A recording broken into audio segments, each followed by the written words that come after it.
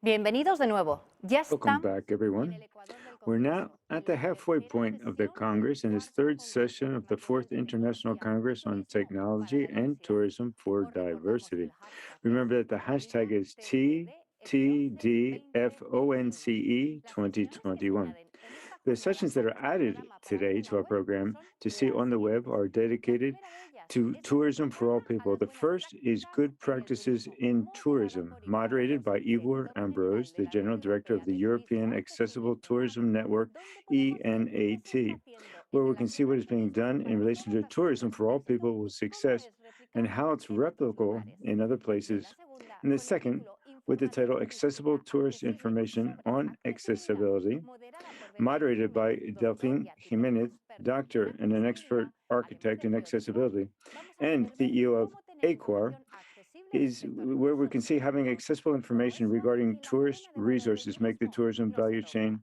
Y por is not último, la broken. And agricultura today y ocio inclusivos, we have moderada the por Jaime honor, Solano, or fundador Jaime y Solano director de la also EGABAM, donde se muestra cómo el will ocio show puede ayudar a how todas las entertainment personas. can Y hoy help all tendremos el people. honor de And recibir today a we have the David honor to Riaño, receive David investigador del Reaño. He's a Consejo researcher Superior de at the High Investigaciones Council for Científicas, Scientific CSIC, Research y de la and Universidad the de University of California, Davis, California, que nos Davis, contará who will su tell us proyecto about his Siete project, Vidas, 7 Lives and Siete Lados. 7 Y Lakes, tendremos otras dos and mesas two redondas. La other primera panel de ellas discussions. The sobre el first proyecto de on the diseño, new European tecnología, sostenibilidad e in, inclusión del on Centro Europeo sustainability, Bauhaus inclusion, y and the cómo project este proyecto Bauhaus, and how puede this ayudar project a can las help personas con people with discapacidad a disabilities lograr to una achieve mayor greater independencia, independence, siendo la inclusión inclusion parte being an importante important de esta part of this iniciativa initiative junto al together diseño. with the Y en la design. segunda vamos a ver And the otros second, temas de and we'll see ciberseguridad a y lot of things on accesibilidad, cybersecurity donde and un tema accessibility tan where candente como son los it's a datos topic is ha de how tener does en cuenta data a has to las do in, personas has to con take into account discapacidad. people with Y empezamos disabilities. yéndonos a We Japón started con by David, going to que Japan with interviene David, desde who allí. intervenes from David there. no Not solo only es is he a investigador, researcher, también es he's also an activist for the activista por los rights derechos de las of people personas with functional con diversity, discapacidad funcional, con and diversidad he's funcional, viajero, a traveler, aventurero an y rebelde. adventurer, and a rebel. Definiéndote así, nos dan muchas ganas de escucharte, David. So we Te really damos la want to listen bienvenida to you, y te David. We agradecemos el welcome you and esfuerzo. thank you for your Ya es effort. tarde, It's desde already donde nos late hablas todavía from muy where tarde, you are ¿verdad, David? speaking to Pero us. en estos So momentos la now pantalla the es screen tuya. is all yours. Bueno, muchas gracias, buenas Thanks very tardes much a and good todas y afternoon todos to y everyone. gracias por tenerme aquí. Thank you for Ah, inviting me to speak here es un today. placer estar It's a pleasure voy a hablar del documental Siete Lagos, Siete Vidas en el to talk to you contexto about del 7 Congreso lakes and 7 de lives la tecnología in this Congress y el turismo para la on diversidad. technology and tourism El for documental Siete diversity. This Lagos, Siete documentary, Vidas dirigido por 7 Víctor Lives, Escribano, directed by Victor es Escribano, ya referente nacional is really en cine documental a benchmark in realizado en documentaries, international documentaries on internacional functional y de hecho diversity, pues le van a dar próximamente un premio and la won an Federación award Almeriense de Asociaciones de Personas con from the Discapacidad Federation for People por su with Disabilities, contribución a través del thanks cine a to its mejorar la percepción contribution social to improving de the social colectivos situation of más vulnerables. the most vulnerable Ha groups. hecho, por ejemplo, también un cortometraje I also did precisamente en a América, short film el campeón paralímpico about the nadador. Paralympic champion, Y bueno, pues también el documental and also con la the producción de José documentary Luis López was Linares produced by Jose Luis de la Lopez Conferencia Inades Internacional from the de Cine International Documental, el Estadio de Group Cine for Documental International de España, por lo Documentaries, que and other people in aparece en Spain las also Goyas y helped out in el this premio project. Ondas. And we also received the Ondas Y Prize. bueno, pues una de las primeras One of the conversaciones first conversations que tuve that el I placer de tener con had José Luis fue, with Jose bueno, es Luis que no sé was qué grabar, ¿no? I told him I didn't know what to Dije, bueno, pues record, graba what to todo lo que film. puedas. Y He entonces, said, pues, just film as para much as mí you grabar can. todo lo que pueda, So siendo investigador, pues for me, es un tanto being limitante. a researcher, that was a Las fantastic baterías, invitation. pues en vez de 4 baterías, 8 baterías. El las tarjetas de memoria, pues en vez de 64 the gigas, de 256. memory cards Entonces, pues al final, were quickly el filled up. chico se encontró con más de 600 horas There was more than grabación. 600 hours of filming that we Había que did. encontrar lo que merecía la pena. And then we had to edit Quizás, all of pues, that. este documental And this documentary maybe solo se ha llegado a hacer porque justo llegó was made el because confinamiento, ¿no? it Entonces, was igual during the no sabía confinement que se for the documentaba, ¿no? COVID-19 Pero confinement. Víctor se encontró confinado And igual, Victor no, was no confined había as well. mejor cosa que hacer. And he didn't have anything better to do, maybe. Se enganchó And so he got en el involved proyecto. in the project. Y bueno, eso estoy aquí en Japón. So I'm here in Japan now Con el apoyo del Consejo with the Superior de support of the Investigaciones High Council Científicas on y la Scientific Sociedad Research Japonesa para la and the promoción Japanese de la Society to ciencia, promote science. estudiando cambios futuros en la humedad de la vegetación a partir de imágenes de satélite en relación a los incendios forestales y We're el working on cambio climático. using satellites to detect forest fires. So I am working here on this Japanese satellite. I'm in a place called Kinakato.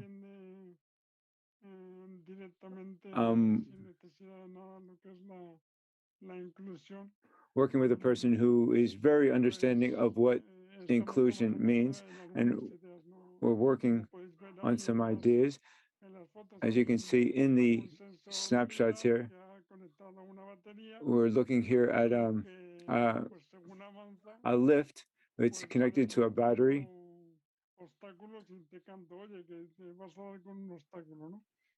And it has these devices to avoid obstacles. So this is technology that's incorporated into a lot of new generation cars.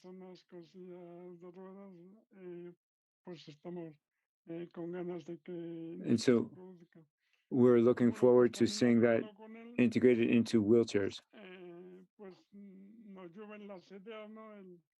Por ejemplo, como mi silla de ruedas, pues. Now, my wheelchair, my electric wheelchair, Para adquirir datos geoespaciales. can acquire geospatial data, connect to geospatial data, o incluso dentro de la ciudad, pues tridimensionalmente, ¿no? and it's able to detect obstacles thanks to that connection. And some other ideas that we have for the wheelchair.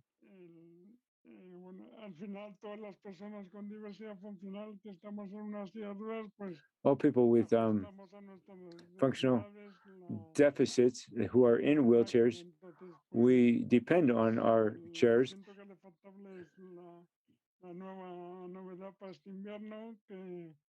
Que nos va a servir para estar en las terrazas en caso de que despunte el COVID, que simplemente es una funda de las de asiento de coche que se va conectado a.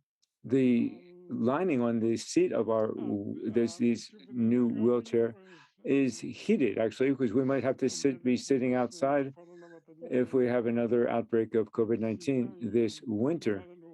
So we have that nice warm seat for the winter time.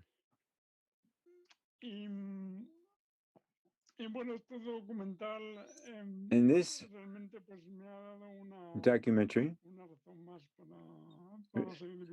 gave me another reason to continue living, really. Something to do with my friends and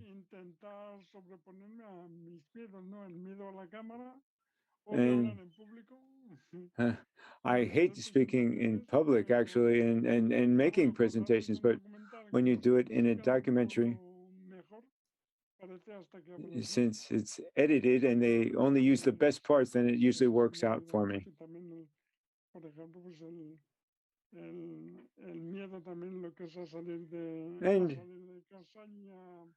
And I was able to lose my fear of going out, and things that I used to think were impossible, I found that that wasn't the case at all. So 7 lakes and 7 lives, I saw that it was possible to do many things that I thought that I couldn't do.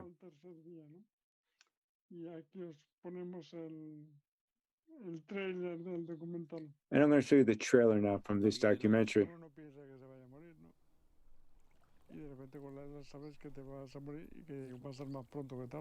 Flota en un lago. He's floating in a lake, and I realized that one day I'm going to die, and I had to take advantage of my life. Una furgoneta adaptada en off sobre fotos familiares. Empecé con los primeros síntomas en el 2008. Tenía 34 años, vivía con mi mujer, mi hijo. Here's when I was 34 years old with my wife and my children. Entonces, te viene el mundo abajo. Está de pie And dentro de un lago. En el agua es como que me encuentro libre. my life completely changed. Here he is walking in the water. La gravedad pesa mucho. Le ayudan a levantarse, circulan. La idea es viajar en furgoneta durante 6 meses por los países del este de Europa. Caminan por una calle. Aportar el granito de arena, animar a otra gente a que haga lo que le gusta hacer. Navega en una motora. Una mujer y él corren en sus sillas de ruedas, en la furgoneta. He's in the van. He was racing. He's in his wheelchair. Llevan caminando ante el ferry. There he's getting onto a ferry. Corre en su silla con un niño sentado a su lado. Se baña en un lago. I cannot He's- go in a lake on my own. I need friends, I need family. Capi y Rubén le ayudan a So he caminar. made friends. He had fun. He was swimming in a lake. Ahí va. La furgoneta choca contra un coche. Imágenes del viaje. ¿Tienes un lago al lado de casa entonces? Sí. Vale. Pues entonces genial. 7 lagos, 7 vidas. There's 7 lakes and 7 lives.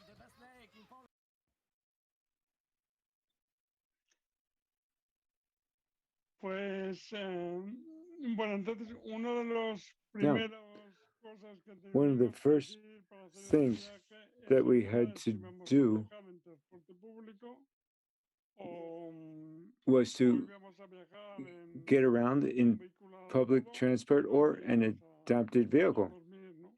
And we had to figure out where we were going to sleep as we were making the Y bueno, documentary. todo se nos complicaba, ¿no? Mirando pues a los, por ejemplo, los autobuses en las urbanos, ¿no? Muchos The pues city pasan buses, anclajes. Y luego es curioso, ¿no? Cómo hay paradas en las they que, don't have hay rebajes, the ¿no? anchor O sea, cables, lo que quiere decir es que cuando se coloca la rampa, pues la rampa tiene una pendiente imposible and the para ramp is just para way subir, too ¿no? O sea, steep que el único for the sitio que wheelchair no to go up. está rebajado que es la parada de un autobús, ahí es donde colocan los rebajes. So that made Y luego, city pues, buses very los difficult to use. taxis And adaptados, adapted para mí taxis, no servían. they didn't work En for una me. ocasión me monté en uno y I once claro, rode mi in silla one.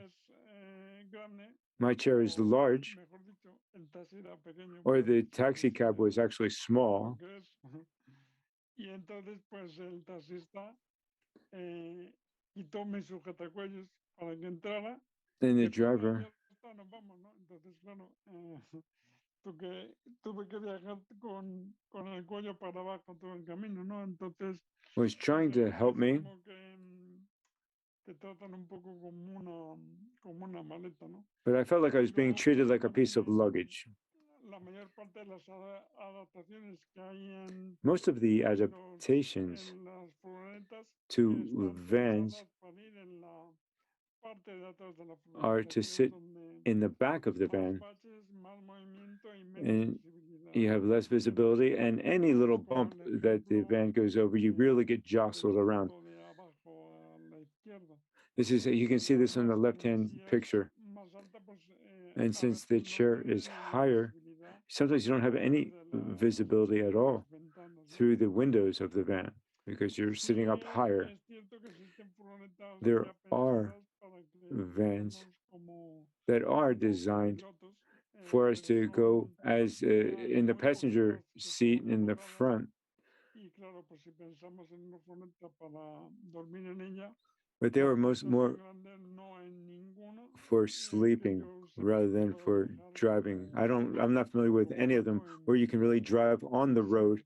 sitting in that Entonces, front bueno, pues lo passenger que seat. hicimos fue So what we did diseñar para was dejar la design silla en la parte de atrás so that y my ponerle chair could be posteriormente in the al back, asiento de copiloto.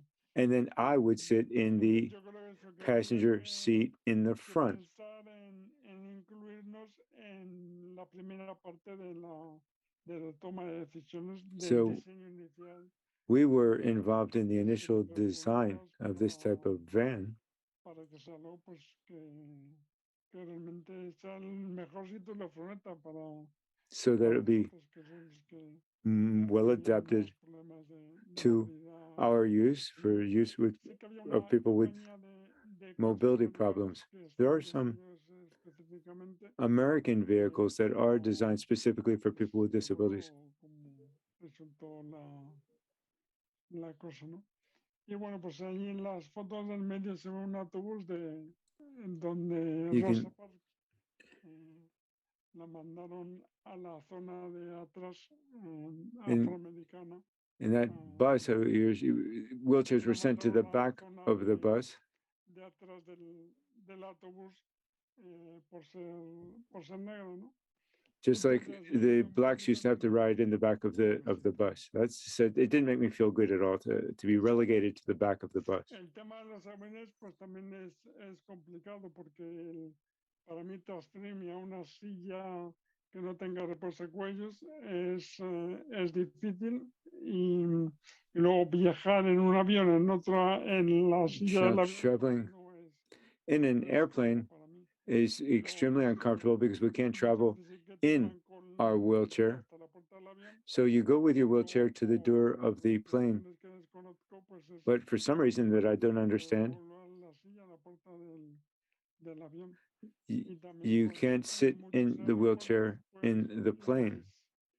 les resulta difícil el llevarte por el trenecito argumentando And it's que also very difficult to travel fácilmente through puedes the airport evacuar, in ¿no? the Entonces lo que realmente train, tienes que hacer pues es hacer un plan de evacuación para que puedas because coger el of trenecito. danger if the Porque si train no had to pues te be metes evacuated. en otro tipo de transporte que es Because not all mucho types más of transport complicado cuando vas en una silla que tampoco tiene evacuation is much more difficult if you're in a reposacuellos. wheelchair.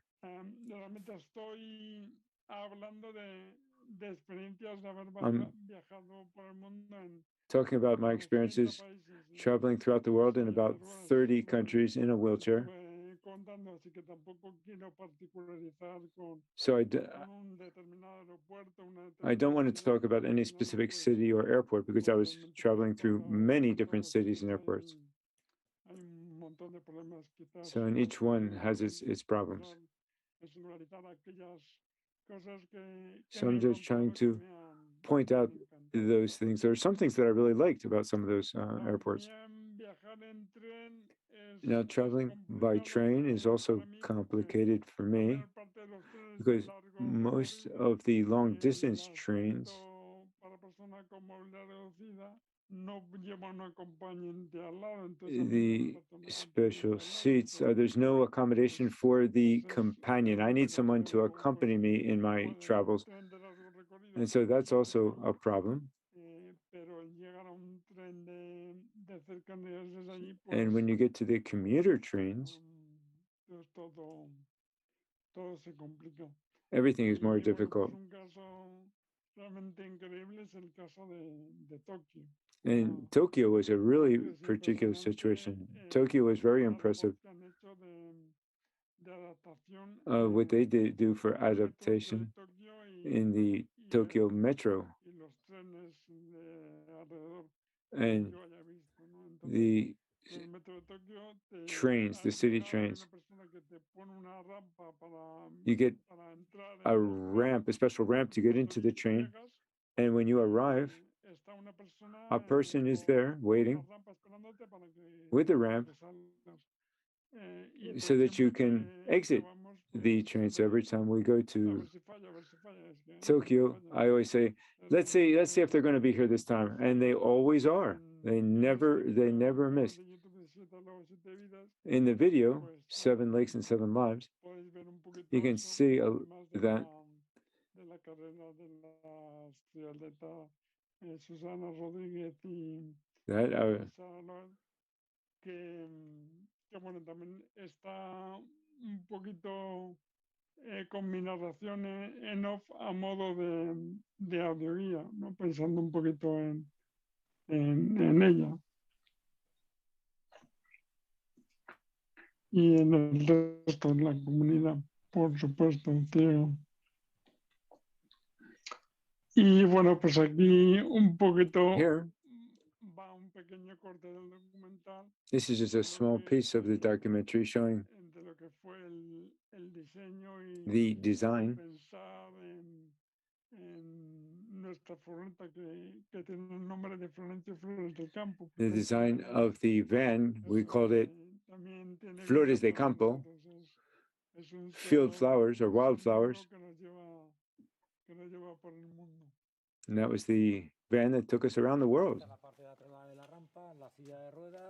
So this is the ramp, this is the chair, Vale, the sink. entonces, ¿dónde cojones ponemos el respirador? ¿A qué te refieres? Es un aparato que uso para dormir. Ah, Entonces, vale, si vale, tengo una vale, banda sí. fija, Vale, pues es menos lío. Vale, vale. Ah, y luego sería importante el tema de la silla mía grande, que habría que asegurarse de que va a tener suficiente chicha, amperaje, You're para gonna quedarse, porque son 750 pesos. have to make sure that Con el generador. somebody's going to be able to pull me up that ramp. This is pretty heavy. Niño, que esto te va a gustar, Julián. Dime. ¿Y cuándo la voy a tener? La furgoneta acondicionada viaja por carretera en off sobre imágenes y So fotos this del... is the van. 6 meses por los países del este de Europa y quiero contarlo a través de un documental. I wanted to talk about this and make a documentary about this van. Y bueno, pues os voy a hablar un poco de mi amigo Damián. And I was speaking with Damian in that section of the film there that you saw. And Daniela. I stayed at their home for a few days while we're traveling around through Croatia. And they treated me wonderfully, fantastic.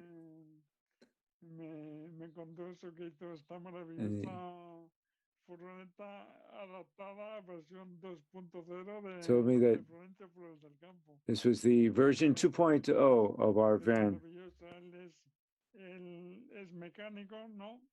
Y bueno, pues As a la mechanic, diseñó como necesitaba. he designed Tiene it una rampa just the way por la I parte needed it. de It has a atrás, ramp on tiene the back entrance. riel de techo para transferencias, maravilloso. It has a Su wonderful cocina, ceiling. su It has a kitchen, TV. no sé, sus lavavajillas. I don't know if it's a Tiene lugar también para su dishwasher. ducha. It has Tiene un room lugar for a shower. muy bonito pues para su váter. And a beautiful spot for the toilet. Así que Damián, un tío increíble. Gracias, Damián. So Damian did an excellent job.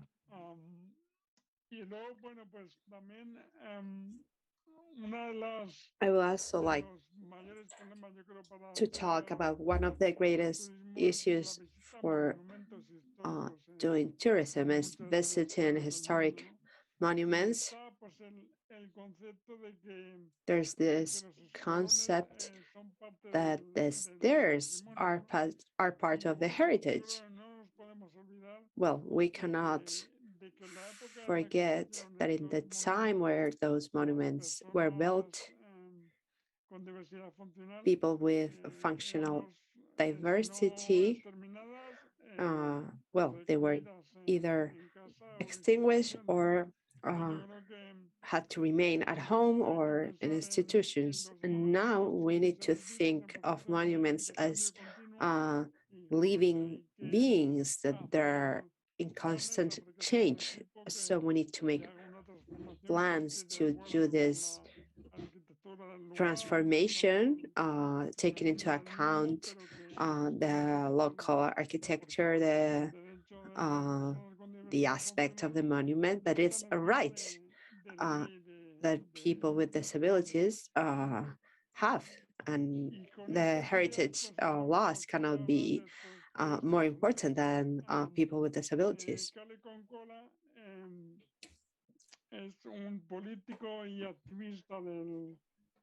Here, three people on the left, Cale Concola, he's an FEN activist. He passed a few years ago. He belonged to the parliament in Finland back in the 80s. It was not accessible. He was a member of parliament, so they told him to design a restroom so he could use it.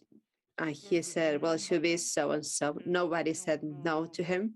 So he designed this restroom that had a height of 175 centimeters. So all the other MPs hit the head on the ceiling when they tried to use it. It was a call of attention regarding the importance of accessibility, and to have those who are the decision makers, the politicians, to be the ones who receive the knock on the head for once. And he had great importance in that sense of accessibility and independent life. We'll learn about this story through Yuri Lemet, who is a president of an association in Estonia. He's a really brave guy. We were also quite impressed with Amo Uronen. She's a theologist, an activist, a politician in Tampere, Finland. One of her current projects is doing a book about people with functional diversity who had been relevant in history. And another of her projects is making access to churches accessible. The altars of the churches to be accessible is a whole other level.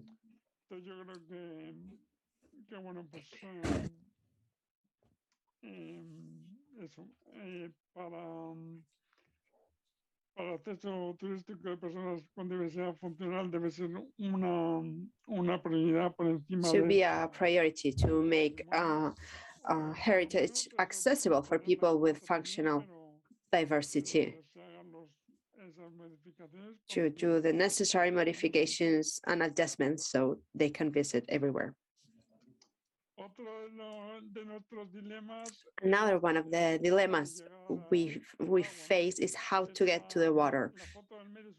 The picture in the middle is an air image of any beach in the world. This one specifically is from the village of a friend of mine who wants me to visit his town. He wants me to go swim. But the pathways that lead to the beach, the ones that are accessible, stop 50 meters from the water. So he asked the technicians, why don't they get to the water? And they told him, well, it's impossible because of the tide, because of this, of that.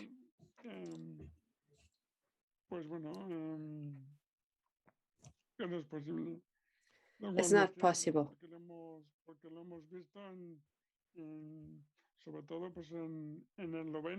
We've seen this in Slovenia and Croatia.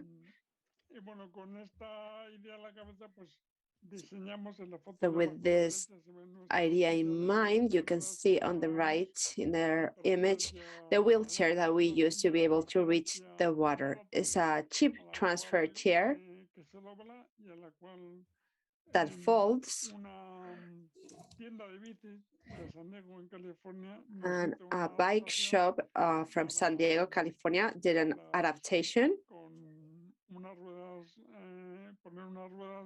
with special wheels that are wider and can roll in the sand.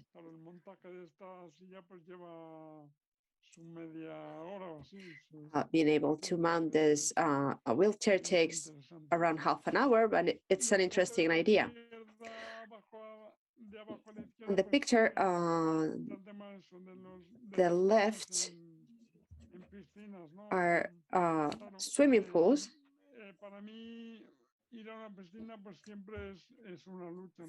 For me to be able to go to a swimming pool is a struggle.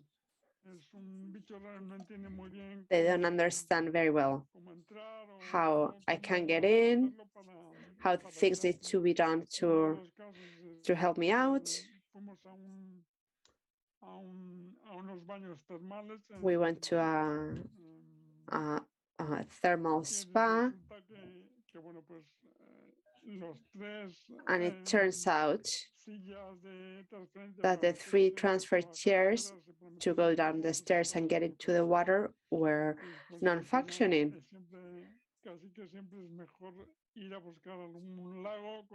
It's almost always a better choice to go find a lake with a regular wheelchair. And on the other hand, many of the points of access in the beaches have amphibian wheelchairs.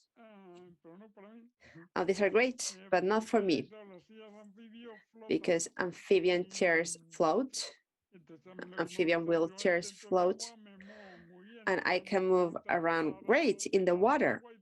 So what I want to do is get to the water and be in the water. I can float, but being in an amphibian chair is like being trapped inside the wonder that is water. And I want to get out of the amphibian chair. It's really complicated, and it's even more difficult to get back in.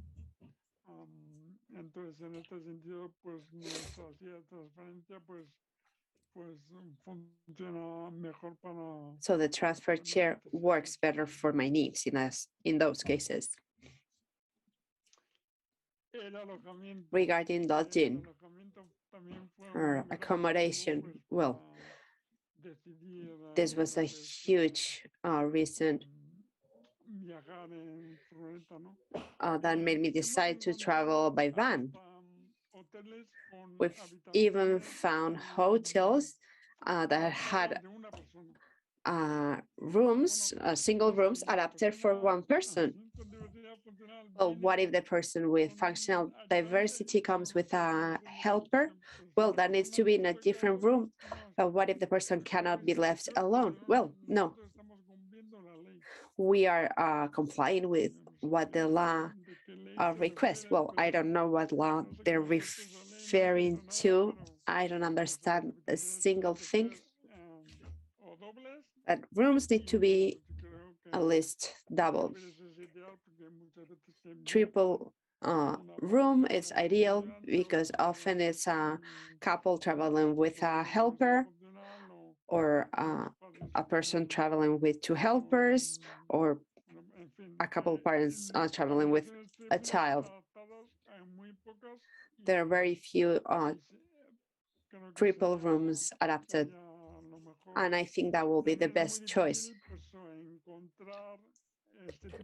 It's also very difficult to find this type of rooms advertised automatically without having to make a call to the hotel and try to find. There used to be an app similar to Airbnb that was very useful, but Airbnb absorbed it.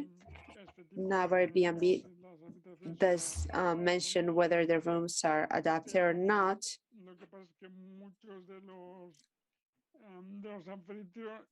but many of the hosts do not complete that information. They don't know whether there's a stair or not. You need to get in touch with the host to find out if there's a place that suits you.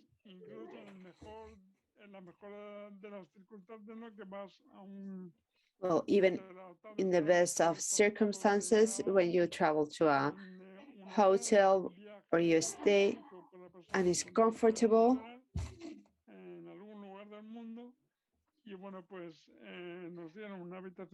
they gave us an adapted room, but when we got there, you can see it on the picture on the left.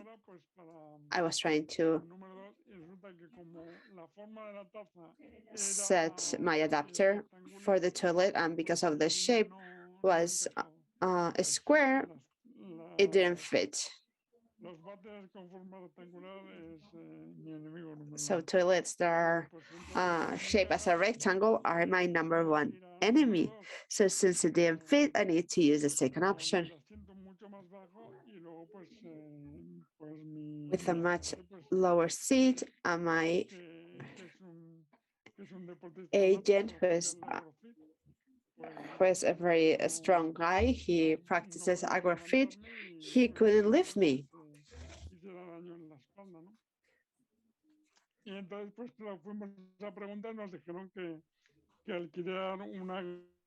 When we went to ask, they told us that renting out one of these cranes to move people cost 150 euros a week. So that meant that I had to pay about 40 euros per dump. So I thought it was way too expensive. So you feel like an astronaut. I'm within a spaceship. What's around here that I can use? So we found this this side table that didn't have the glass glue, so I could use this. You can see in the picture that I could use for the rest of the week.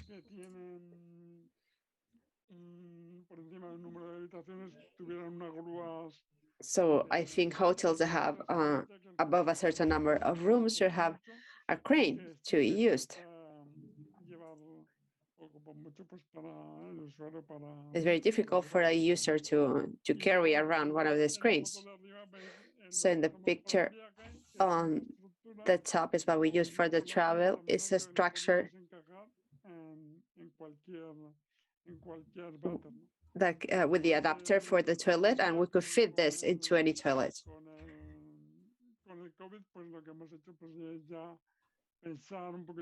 With COVID, we thought a little bit more about it. We decided to place some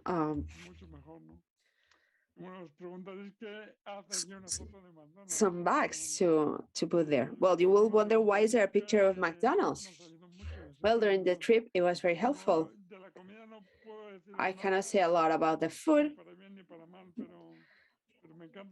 but I love McDonald's, not because of the food, because you're going, nobody asks you where you're going. They are open first thing in the morning. And in every country in the world that we travel to, their toilets are fully accessible. The standards of the company are very high in that sense, and I think it's a model to follow.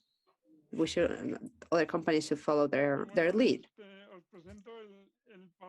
And I would like to introduce you to the paradise for people with functional diversity. This is one of the places, one of my favorite places. It's in Slovenia. Slovenia only has 42 kilometers of coast. It's a hotel full inclusive and is managed by the Muscular Dystrophia Association in Slovenia.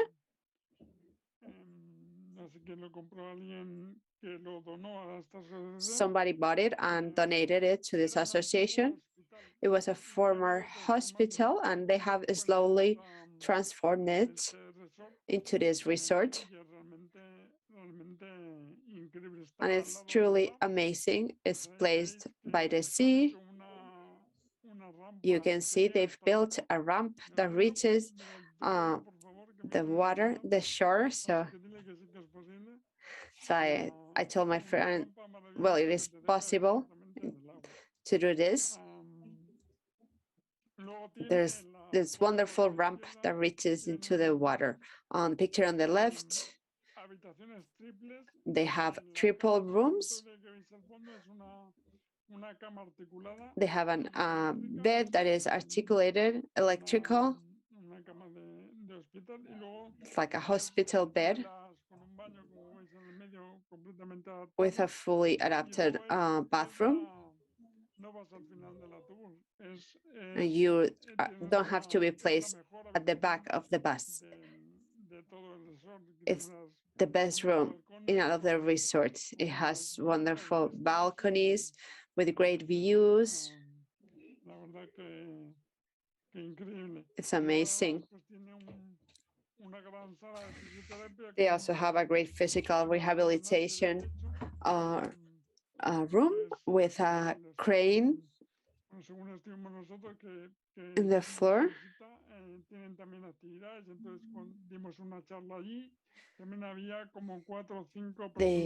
We also had a public speaking session there. There are people there with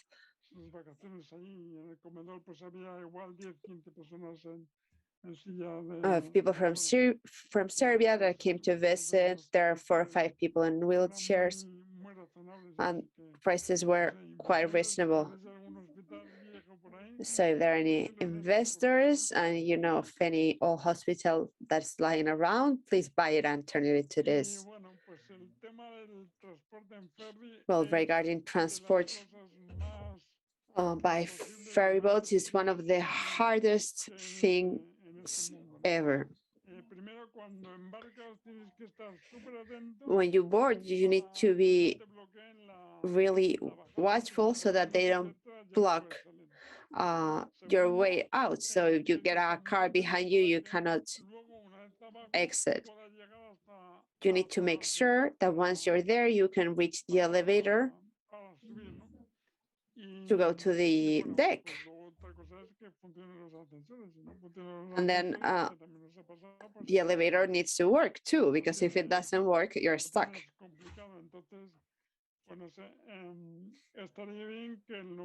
It will be great that those who design these ferry boats take into account that the rooms for people with reduced mobility were, on the one hand, facing outside, and they don't depend on elevators to be reached. Elevators that tend to malfunction quite often. And I would like to show you this short extract of the documentary. We're stuck on the back of the boat because the elevator was blocked and there was no entrance otherwise. So we spent 2 hours listening to the engine of the boat that was quite loud. Hi. I got blocked and I wanted to put a complaint to it was unbearable. I couldn't go to the toilet, I couldn't move around. What can I do?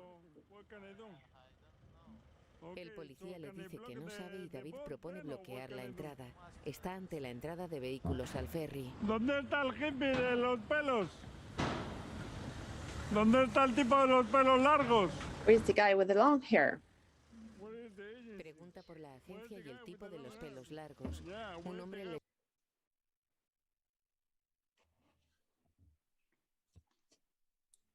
Entonces, Bueno, no sé, como podéis ver, realmente el documental es lo que está grabado, lo que está aconteciendo es muy real, es así. You can see in the documentary, well, what you can see is the real thing, what happened.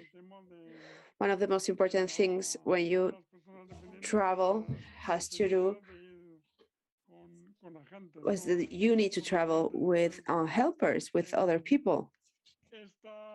Estas relaciones interpersonales en un espacio tan complicado como es This interpersonal relationship in such a complicated travel nos lleva pues eso, a situaciones que son complicadas. Hace falta pues personas que tengan una you need people we have an endurance for suffering. También está el tema de la comida, ¿no? ¿Qué es lo que come cada uno? You also have to take into account meals. What does each one eat? This is also always a controversy. Y luego pues el tema de la motivación, And ¿no? then the motivation. Mía, por un lado, My motivation, on one hand, dinero para hacer lo to have money to do what I want to do. de la gente, el tener una The gente motivation of the agent to have someone to help me out que sea accesible. Entonces, and for it to be accessible. en el documental, pues, So all of these topics can be seen in the documentary. las complicaciones de un viaje These are the complications cualquiera, que además of any trip, lleva la dificultad de tener plus the added difficulty una persona dependiente having a dependent person que además quiere hacer muchas cosas. that wants to do many things. Y bueno, pues para la manera que habéis visto, ¿no? Como estoy And en el ferry, pues estoy once I was in the ferry, estoy realmente muy frustrado, I ¿no? was Estoy, very frustrated at the difficulties I was facing. luchando mucho, ¿no? Entonces, pues bueno, por eso surge la idea del comando tuyo, ¿no? Un poquito para And so a través del arte, ¿no? Pues el intentar resolver o por lo menos reírte, ¿no? we tried to de situaciones resolve the difficulty, de discriminación, ¿no? this situation of Y bueno, pues discrimination, la really. idea del comando tullido, pues claro, ha habido una evolución histórica, ¿no? Nosotros igual, yo prefiero que nos llamen personas con habilidades extraordinarias, que bueno, es un término capacitista, pero Sometimes también realmente pues we're referred to as personas con habilidades extraordinary people, extraordinarias somos todos, ¿no? Pero but we're all lo extraordinary, aren't we? importante es que nos The important thing empleen una palabra que se entienda un poco mejor, que debe ser funcional, que no sé si la gente entiende, is functional. pero We sirva are para functional, ensalzarnos, ¿no? and we just need help to be functional. Y bueno, luego nos dimos cuenta que detrás de And la then, palabra utilidad hay toda una teoría detrás. then we realized that there's a whole theory Esta idea behind this. no es ya nueva, y el propio Kale con cola finlandés ya realizaba acciones A parecidas whole theory developed by a Finnish author para reclamar estos derechos on this topic, talking about the en rights of los people años 80. with disabilities in the 1980s. Y bueno, pues también parte del viaje consistía en dar conferencias para sensibilizar a la And so población en temas part of the work was giving inclusión conferences, raising awareness about inclusion y empatía, ¿no? and empathy. Y bueno, pues aquí podéis ver Here, un corte del documental this is que va sobre esto, sobre el comando T. a shot from the documentary. Que dimos de la Asociación de Distrofia Muscular. This is a muscular en dystrophy Croacia. conference that we spoke at. En la conferencia algunos se ríen y otros están serios. So some people were laughing and other people were quite serious. Some people were giving us coins. Lo que hemos recaudado, pues... Unas bravas y unas cañas. Venga, pero cuando volvamos tiene que estar la gamba, ¿eh? So what do you want? What can I serve you?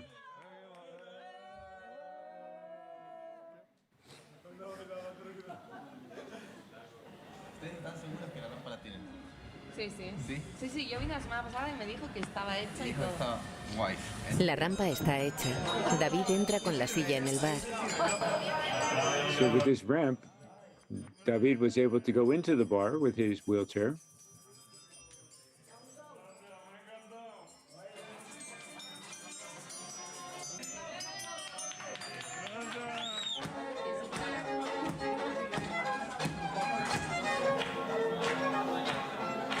Una asistente a la conferencia se seca las lágrimas.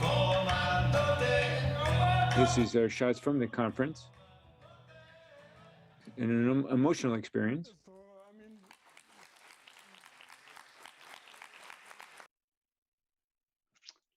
Pues básicamente lo bonito de esta acción es que el bar con el que al que hacíamos nuestra reclamación, después cuando fuimos todos los meses a celebrar que ya sabíamos que tenía una rampa. Now, we went back there many times because it had a ramp. Al final cuando volvemos están todos agradecidos y todos contentos, están agradecidos de tener su rampa y contentos de tenernos allí porque estamos cantando y celebrando que han puesto una rampa, ¿no? They were very happy to welcome us, and the ramp really helped us to feel welcome there. En la portada del diario regional, pues We wrote a story about us in the regional newspaper, y muchos otros bares, pues and then many other bars. igual por sensibilización, sino por miedo a que llegara un tullido loco como yo, pues empezaron a poner Started to rampas en otros put establecimientos. ramps in their bars as well. So the awareness raising really worked in that Bueno, case. aquí lanzo una idea que ha This is de este viaje a Japón, ¿no? Es an idea that I el launched in carnet Japan. internacional, ¿no? El carnet de This is an international funcional internacional. driving license. Sería muy importante, creo yo, porque It's ahora, very por ejemplo, en Japón, important to have this in Japan. el coger el tren, When tienes un descuento del 50% you take a para train, you have a la persona 50% con discount movilidad for reducida people y with reduced el mobility acompañante, ¿no? and Pero his or her tienes que tener la helper. tarjeta de But discapacitado de Japón. you need to Para que have lleven the special una card hoja issued corriente in nacional Japan. para que, pues, los mismos beneficios que aplican a un local de Japón se apliquen a un So with that migrante card, you get turista, the same discounts y as todo a Japanese todo se person would, aplica, ¿no? but Si you need coger that international card. un tren bala en Japón, pues A realmente es mucho más caro, a ¿no? bullet train in Japan is very expensive, so the discount is significant. Bueno, esta idea, hablando de viajes, ¿no? Now, talking about travel, Una agencia espacial que está organizando this is a space un viaje agency a Marte, pues that was puso preparing un a trip anuncio no hace to mucho Mars, and this que was estaban an buscando advertisement. para astronautas They were looking for para astronauts para su misión, ¿no? for their Pero mission. si te ponías a leer bien, pues decían que solo aceptaban They said they a only aquellos que accepted les faltara de la rodilla para abajo, those that las dos piernas, were o missing que midieran part menos of a leg de metro con 30, ¿no? or who were shorter Eso than lo podemos 130 llamar centimeters. paraespacio, ¿no? Es como decir, no sé, que se llama lo que quieres una persona que le falte una pierna o que le falte o que mida menos de 1,30 m, ¿no? Pero pues no tiene sentido el pensar que esto es una misión inclusiva, ¿no? But that doesn't really mean that this is an inclusive mission, does it? If a person is missing a leg or is shorter than 1,30 m. En la reserva quiere decir que nunca va a ir a Marte, que está en la reserva de los que igual les dan un paseo alrededor de la Tierra, ¿no? Pero nunca para ir a Marte, ¿no? So this is for a trip to Mars. Con los requisitos no te And estaban excluyendo, sino que te podías entrar por el cupo normal que llamaban, ¿no? Entonces, pues esto es como una visión paternalista de discapacidad, es decir, So this was a trip advertised to take a trip around the Earth on a spaceship, and they're trying to make these trips inclusive.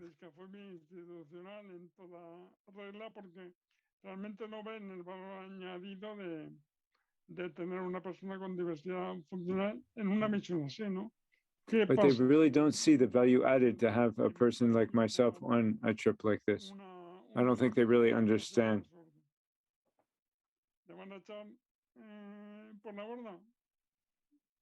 If there's a problem, what would they do?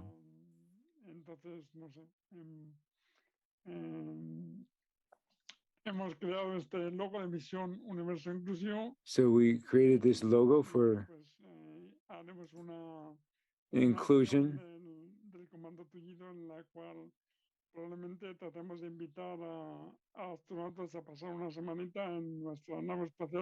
So this was calling for a week in a space capsule. I was in my van, and that was an experience. But that's almost like, it was almost like a trip to Mars.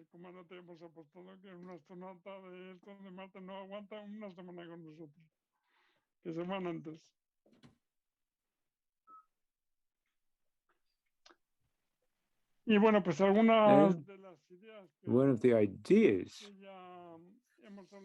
that we discussed and could be implemented, and others have spoken about this at this conference, the whole issue of the international card, disability card, and free sports and entertainment, and that 50% discount for dependent persons with, and for their helper as well.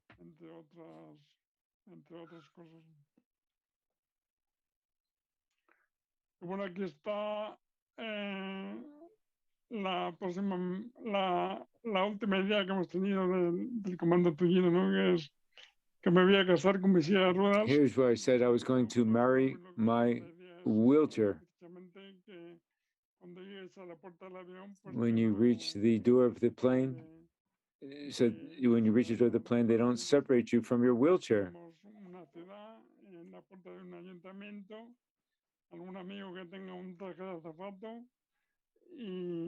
o azafata y bueno, hará de cura, y entonces disfrazaré mi silla, creo que de novia, aunque sea me pío. So I think that I'm going to dress up my wheelchair as my girlfriend. I'm going to call it Pio, and tell them when I get to the plane that I can't be separated from my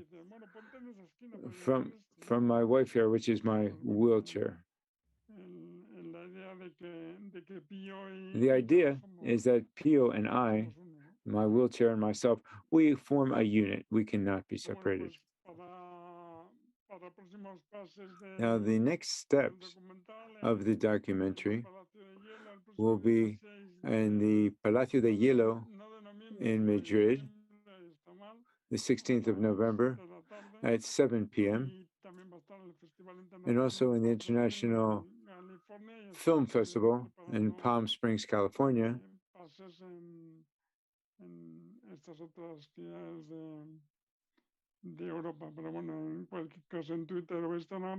All of this is on Twitter, and you can follow it there. And you'll see where it can be, where they'll be playing it. So thanks very much. And I'm here to answer any of your questions if you would like.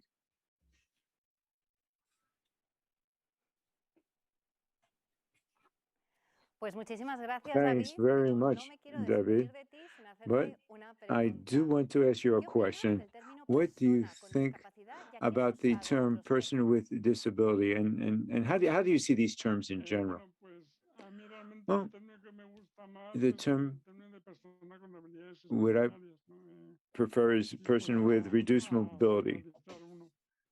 If I had to choose a term, that's what I would say. Because that's a term that really says what needs to be said.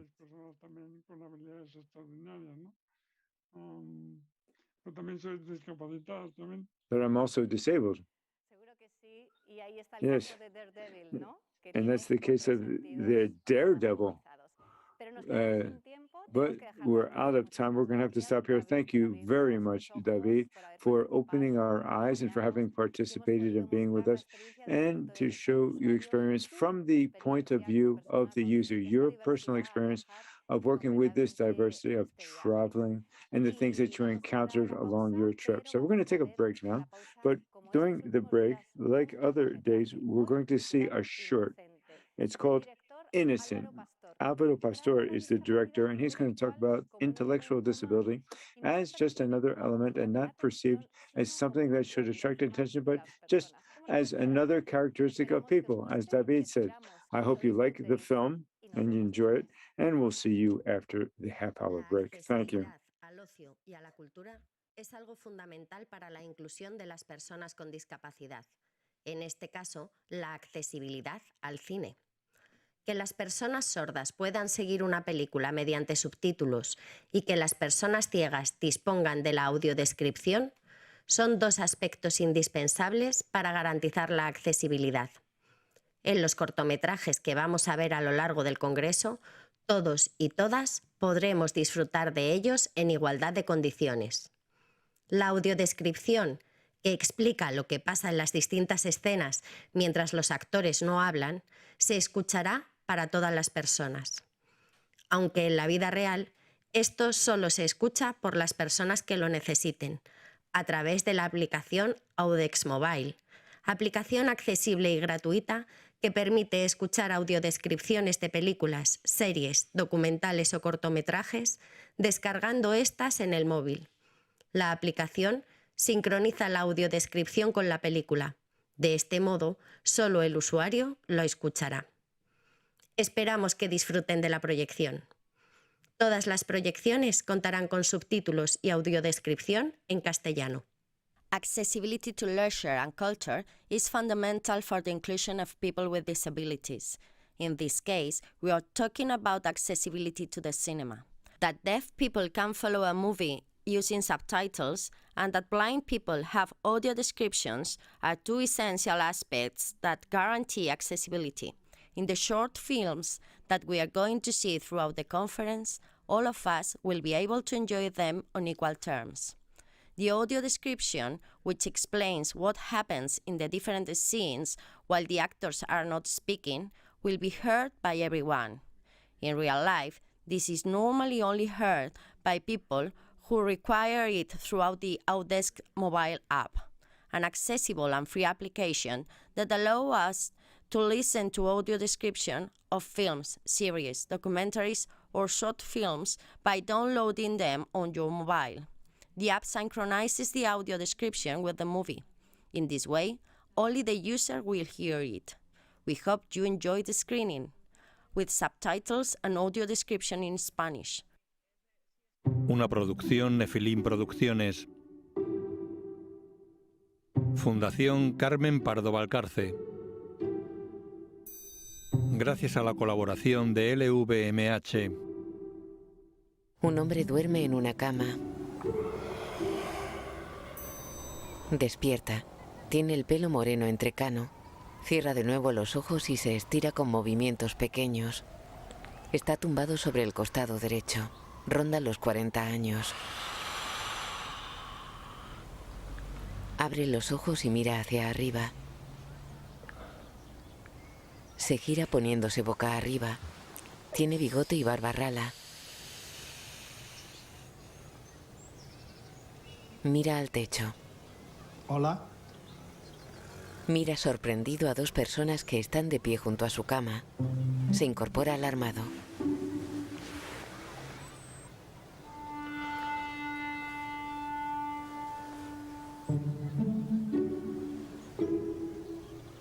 ¿Habéis visto mis calzoncillos por ahí? Tiene el torso desnudo. No. Se van.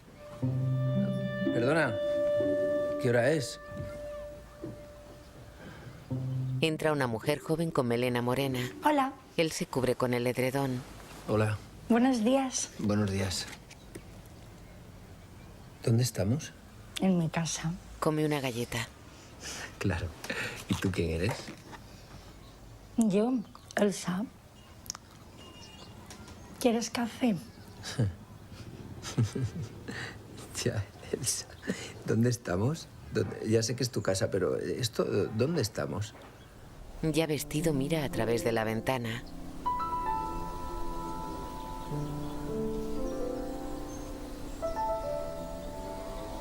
Inocente. Se asoma por una puerta abierta. Hola. Hola. Las 3 personas que lo visitaron en el dormitorio desayunan sentados a una mesa. Pasa y se sienta con ellos.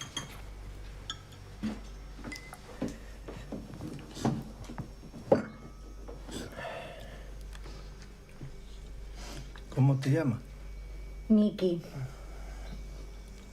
¿Y cuántos años tienes? 40. ¿Quieres una porra? No me apetece. Gracias. Cómetela. La mujer de pelo largo sonríe. El hombre mantiene la porra extendida hacia Miki, que la coge. El hombre esboza una sonrisa mirando a los demás.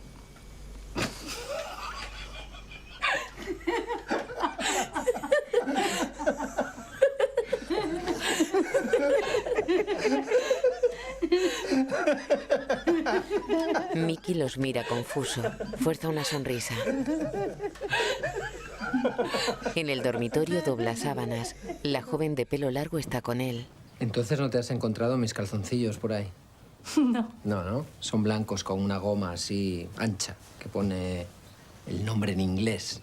¿Tú sabes inglés?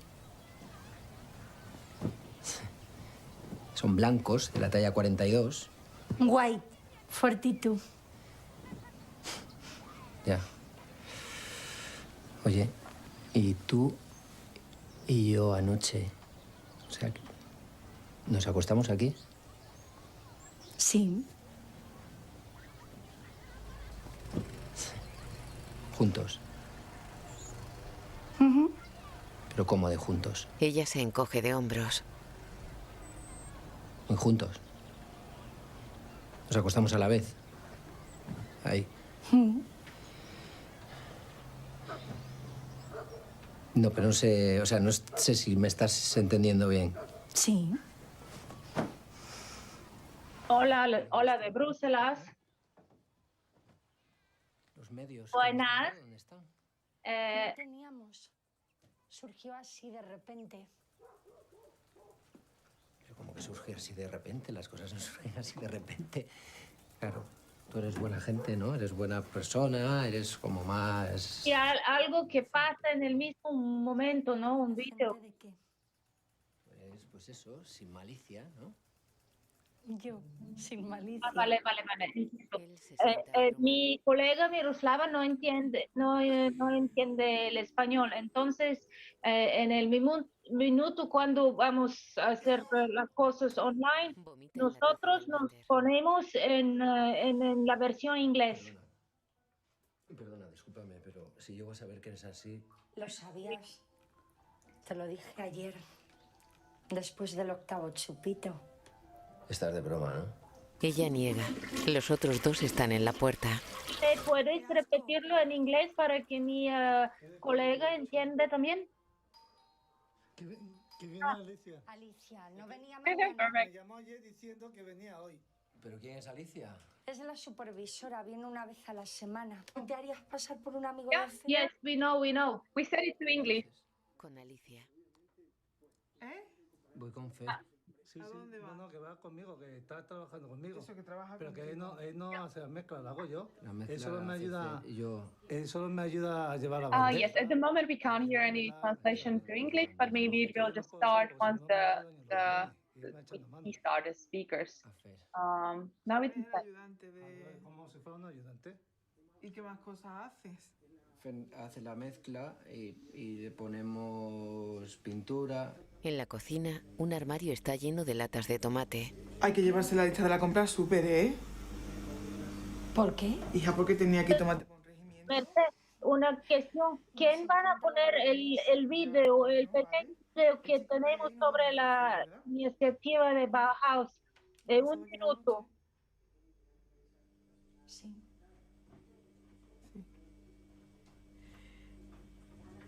Tú sabes que está prohibido, ¿no?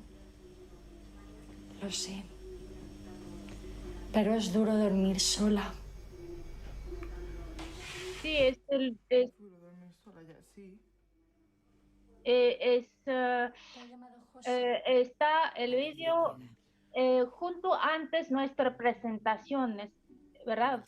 ¿Cómo se llama tu novia? Tati, se llama Tati.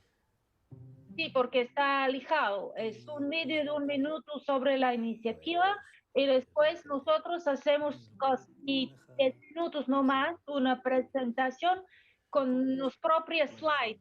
Tenemos. ¿Y tú por eso la quieres? ¿O tienes dinero? En la cocina. ¿Por qué hace un vídeo no hace nada de eso? Ay, no me coge el teléfono. ¿Habéis usado protección? ¿No? Me ha hecho falta.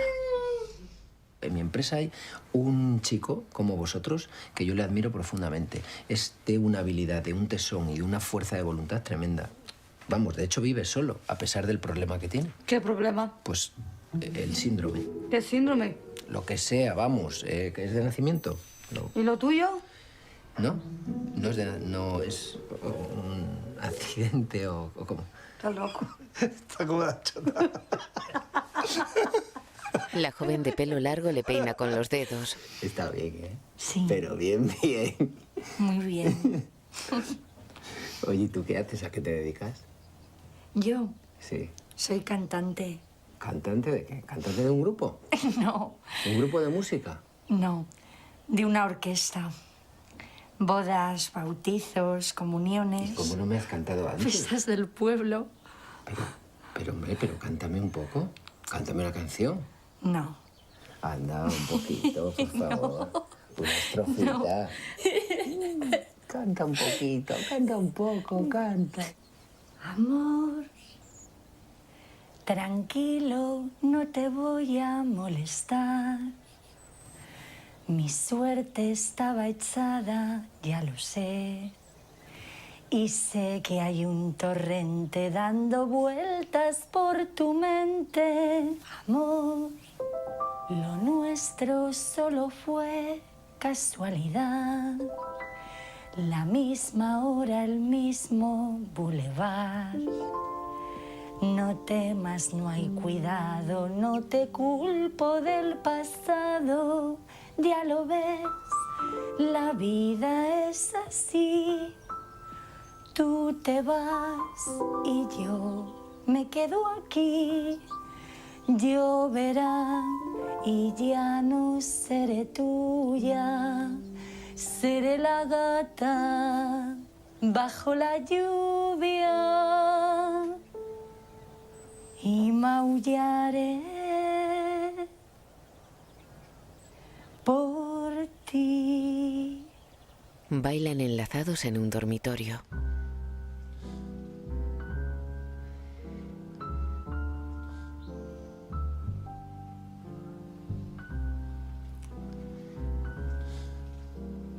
He sido un idiota. He sido un idiota. Un idiota. Perdona. Te he hablado fatal. Te he dicho unas cosas...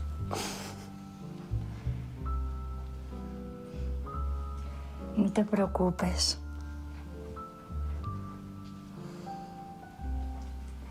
No ha pasado nada. Te quedaste dormido. ¿Cómo? Que te quedaste dormido. Se separan y se miran.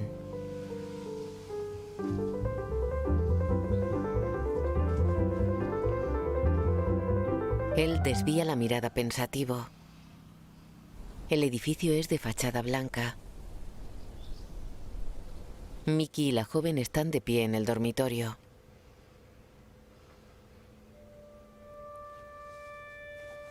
Bueno. Se pone la chaqueta. Gracias por cuidar de mí. ¿Ha estado bien dormir abrazada a alguien? Pues ten un poquito de cuidado porque podía haber sido un asesino en serie. No seas inocente. Él la mira cohibido.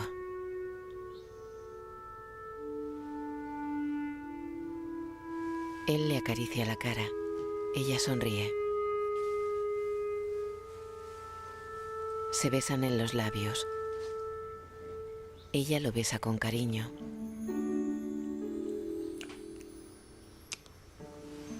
Se separan. ¿Te doy mi teléfono? ¿Me lo diste ayer? Bueno, pues me das el tuyo. Ya te llamo yo. Bueno. Chao. Ella lo despide con la mano. Él se gira y la mira antes de salir. Los compañeros de la joven se asoman por otra puerta. ¿No sabía? La joven abre un baúl de mimbre. Sonríe mirando los calzoncillos de Mickey que sostiene en las manos. Los guarda doblados en el baúl del que saca un sombrero tejano y se lo pone. Juguetea con una cinta rosa. Sostiene en alto tarjetas de acreditaciones con cintas.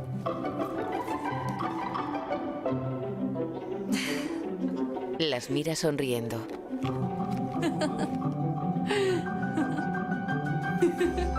Una de las acreditaciones es de prensa. La imagen funde a negro. Miki Agustín Sasián, Elsa Almudena Sánchez de Pedro, Fer Jesús María López, Lola Cristina Ciarimboli, Alicia Ana Peregrina, guión y dirección Álvaro Pastor, director de fotografía Alfonso Postigo, música Fernando Lázaro. Me miraste de arriba abajo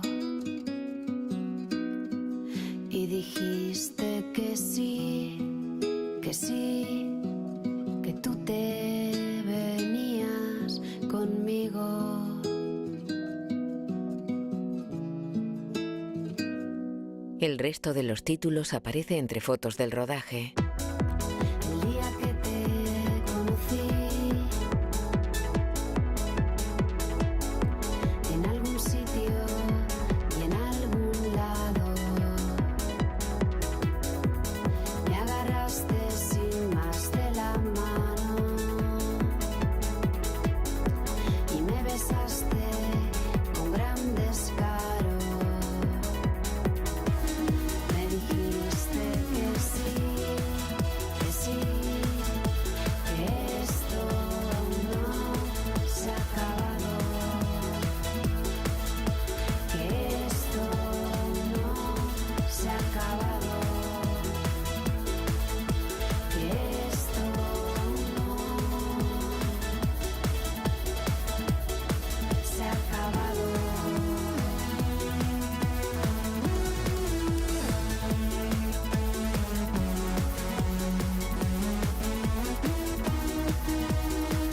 Y de parte de todo el equipo, muchas gracias a LVMH Perfumes y Cosméticos por creer en la belleza de todos. Nefelim Producciones 2013.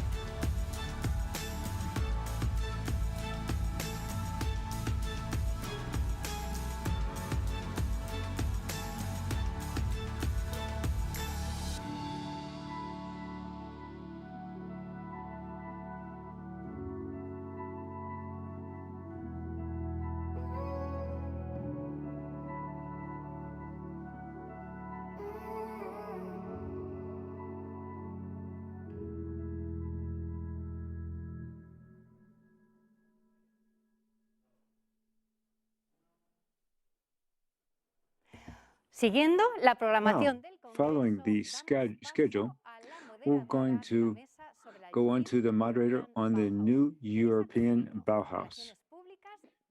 Teresa Coutinho, she's Public Relations of the Information Office of Spain in the European Parliament. She's a journalist and coordinates the Ambassador Schools program of the European Parliament, in addition to organizing events related to issues of values such as Disability and Human Rights Day. The new European Bauhaus project can help people with disabilities to achieve greater independence, with inclusion being an important part of the initiative alongside design. Teresa, welcome, and thank you so much for joining us. The screen is all yours. Hello, good afternoon to everyone. Thanks to you for inviting me. It's a pleasure, a tremendous pleasure to be with all of you. And this is a fantastic panel we have that I'm going to introduce in just a moment.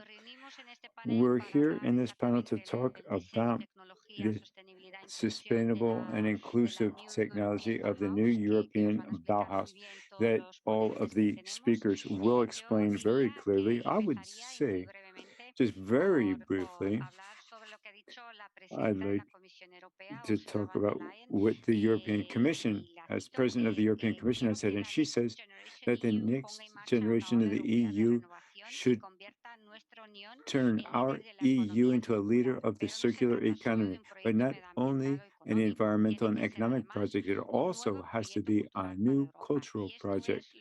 And this is exactly what the new European Bauhaus is. It's what it promotes, everything that has to do with inclusion, a more sustainable future. And when we talk about a beautiful future, we're talking about inclusive and accessible areas and an economy where wealth is distributed. So I invite all of you to listen to our fantastic panel, and I'll introduce our first two speakers. Here we have Borislava Woodford. He comes from the European Commission, the Joint Research Center there, and Borislava has been working for more than 12 years in the field of structural issues in the European Commission in different units at the Directorate for Regional and Urban Development of the European Commission. And he is here with Borislava Warasova, and she works in the new Bauhaus Europe, in the administrative office. She used to work in the coordination of the Directorate for Research at the European Commission. Both will show a video of the new European Bauhaus. And Borislava, you have the floor.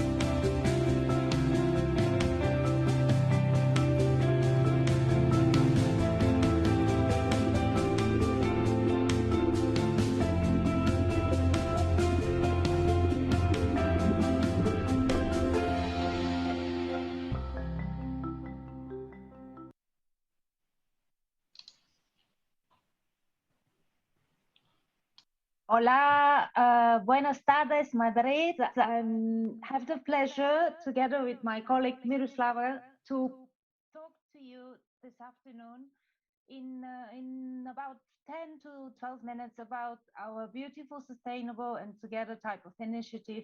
Thank you, Teresa, for the introduction of our initiative, for the kind words. I look forward to the discussions with this panel, and I just want to have the opportunity to tell you the state of play of our team and the state of play of the initiative as a whole, and hope to raise for your attention a couple of events that are of importance for us as a team, as in a movement, and also raise your interest in the initiative and gather more audience and followers.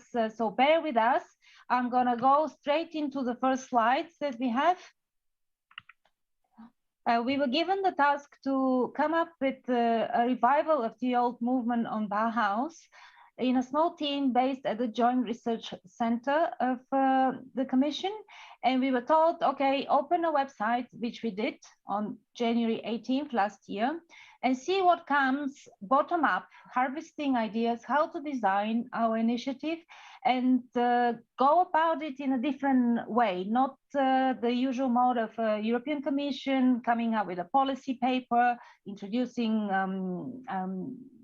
funding and introducing their own idea. This time round, we were open to whoever wanted to contribute through our website for about 6 months. So you would see on our slides our 6 months of co-design and also our team in the making, really. So we gathered lots and lots of contributions. There were over 2,000. We had 98 super duper papers, academic paper. We had conversations. We had a huge conference in April where people heard about the initiative under the auspices of our president von der Leyen for the first time. We also worked with some official partners of ours. We'll briefly touch on those. We have a high-level roundtable representative. So these are personalities from the architectural designers, art activists, climate activist type of people. So all that took 6 months, and we really designed something which is unusual and hopefully bottom up, to come up with a policy paper. And that's the boring part of it. But being a commission in September, again, in the middle of September, when the president takes the floor to address the State of Union speech, she introduced our communication, which is a policy paper, where we, with the inputs we gathered, we came about with what we can do in terms of structuring the initiative and starting the real delivery phase. We call it delivery phase. So the principle of the initiatives, you see them in the triangles, they are really the pillars of what we're trying to do as a team. We want the movement to be a sustainable, so green and climate orientated, but also very inclusive and working on aesthetics. So we want it to be beautiful, but in the sense of the place, not so much, and not only about aesthetics and beauty in our living surroundings. So the people who contributed to the co-design told us that we wish them to reconnect with nature. So they wish the initiative to continue along those 4 points I've mentioned here. So people are longing for connecting nature. They want to have a new sense of community. They want us to prioritize places and people that need it most. And we want to be also thinking in terms of industrial ecosystem for a long-term change, a life cycle thinking, and all about circular economy and so on and so forth.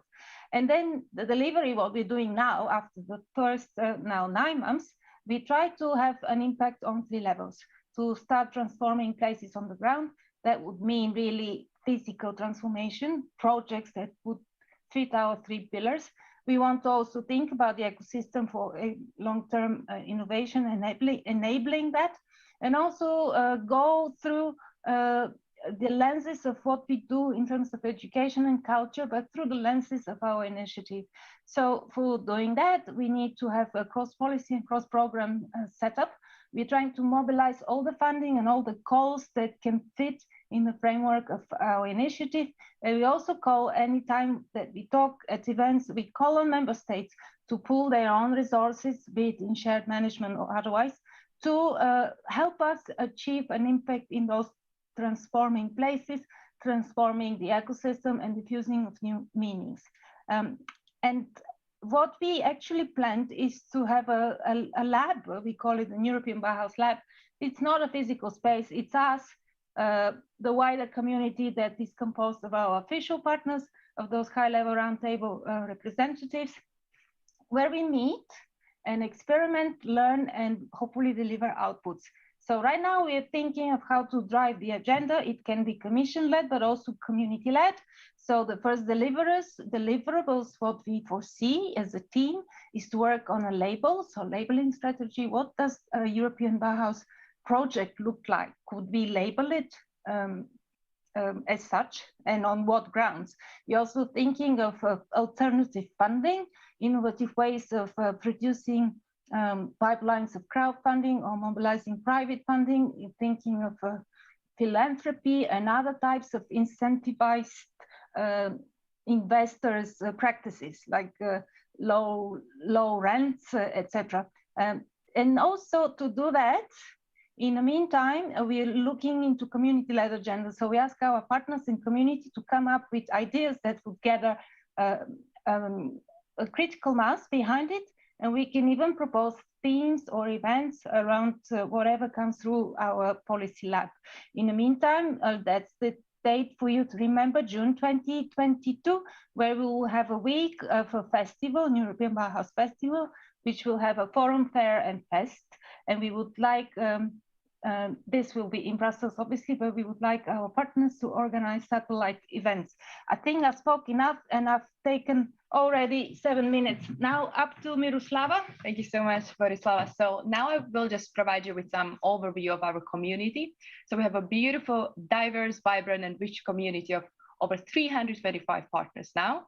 So in terms of the geographical coverage of our community, so most of the partners come from Western Europe, countries such as Belgium, Germany, Italy, Spain, but we also have a large quantity of partners coming from different countries, but they are mostly transnational, which means they operate on different levels in different countries. But we also have partners from Central Europe, such as from Slovak Republic, Czech Republic, or Hungary, and from the Baltic states, and so on and so forth.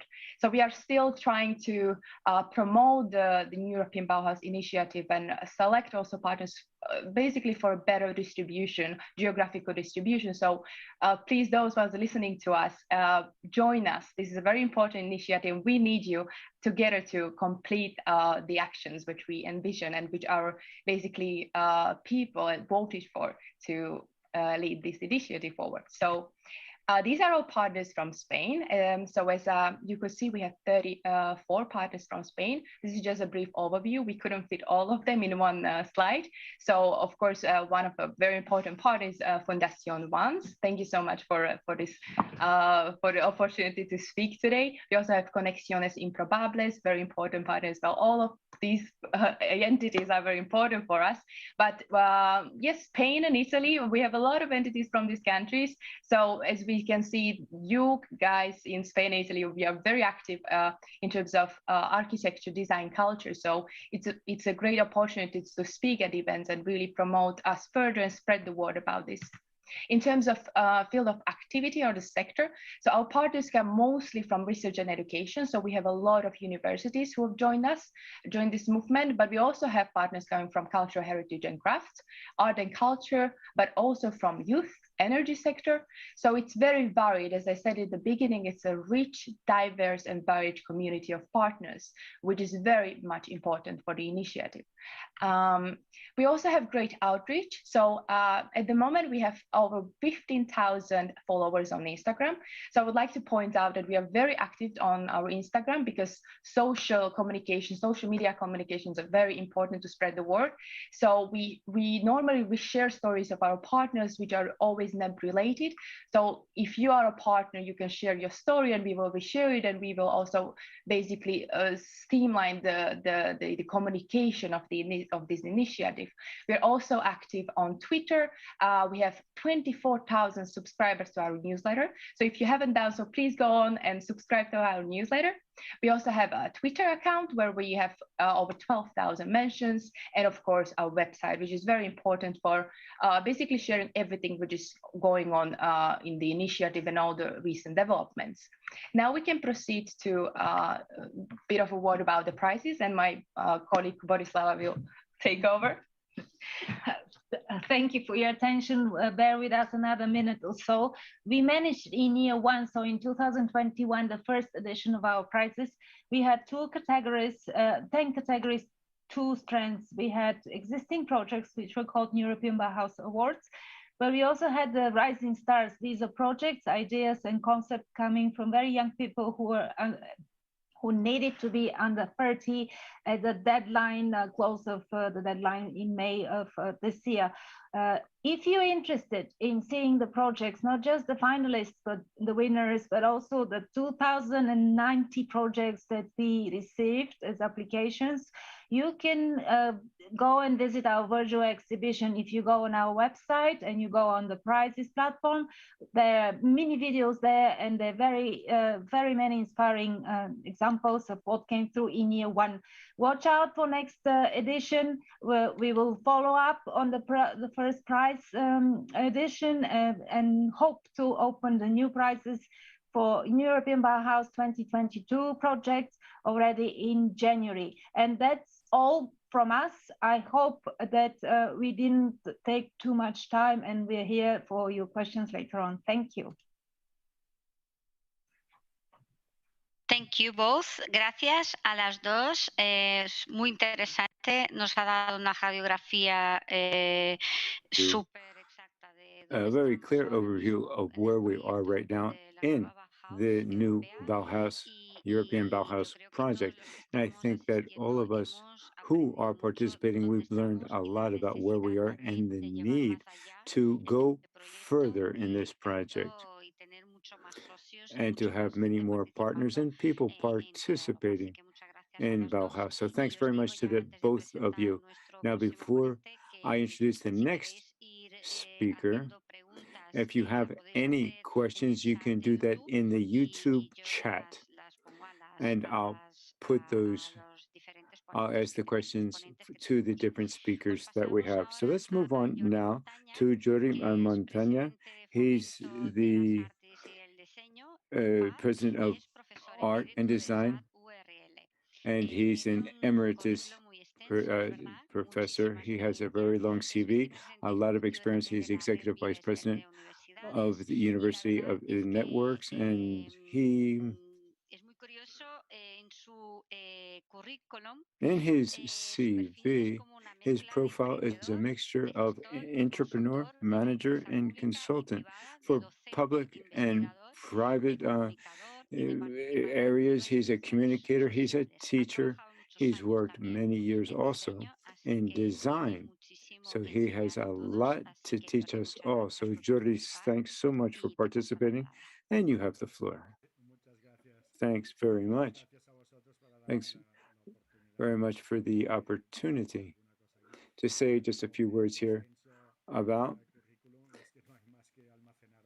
It's just been years. That's why I have a long curriculum, because I've CV, because I've just been at this for many years. So thanks very much. I've been asked to talk about design.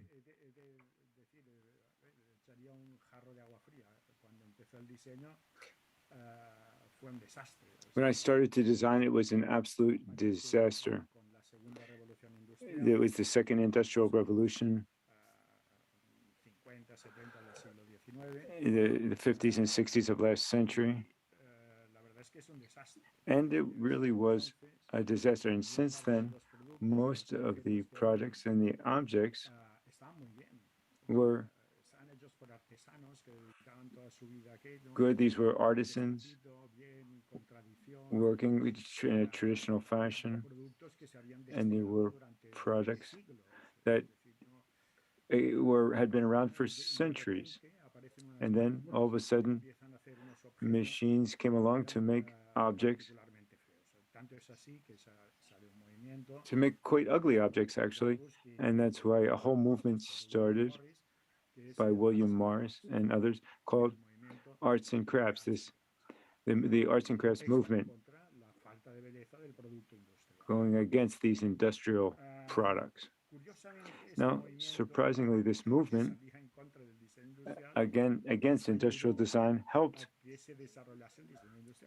the development of industrial design. because the artisans' work is very beautiful, but it's very expensive. And after the First World War, there was a school called Bauhaus that was founded. And what it did was you join art and crafts. It's a school that started back in 1919.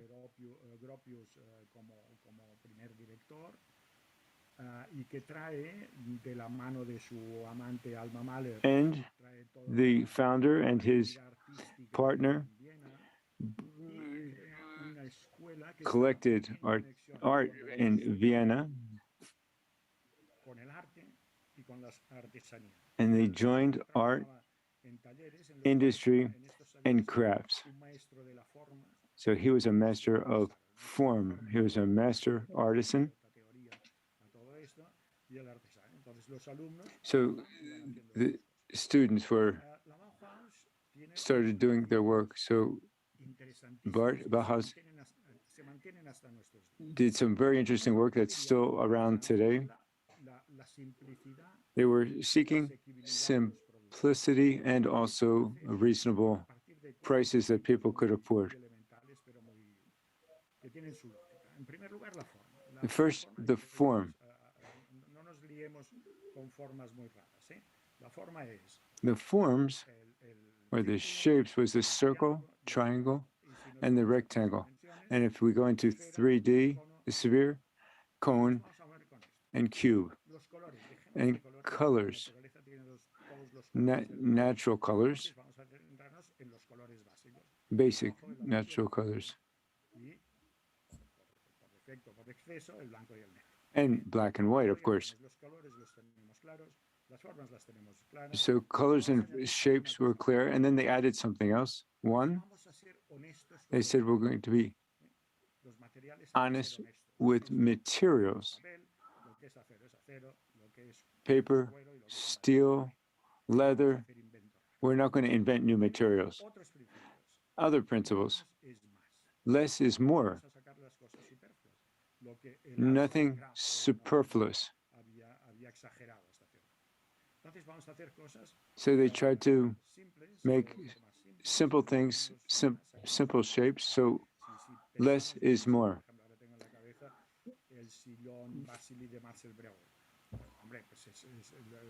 Ha dejado la estructura de un sillón y le ha sacado todo, menos el culo y la espaldera para poder sentarse bien. Vale, perfecto.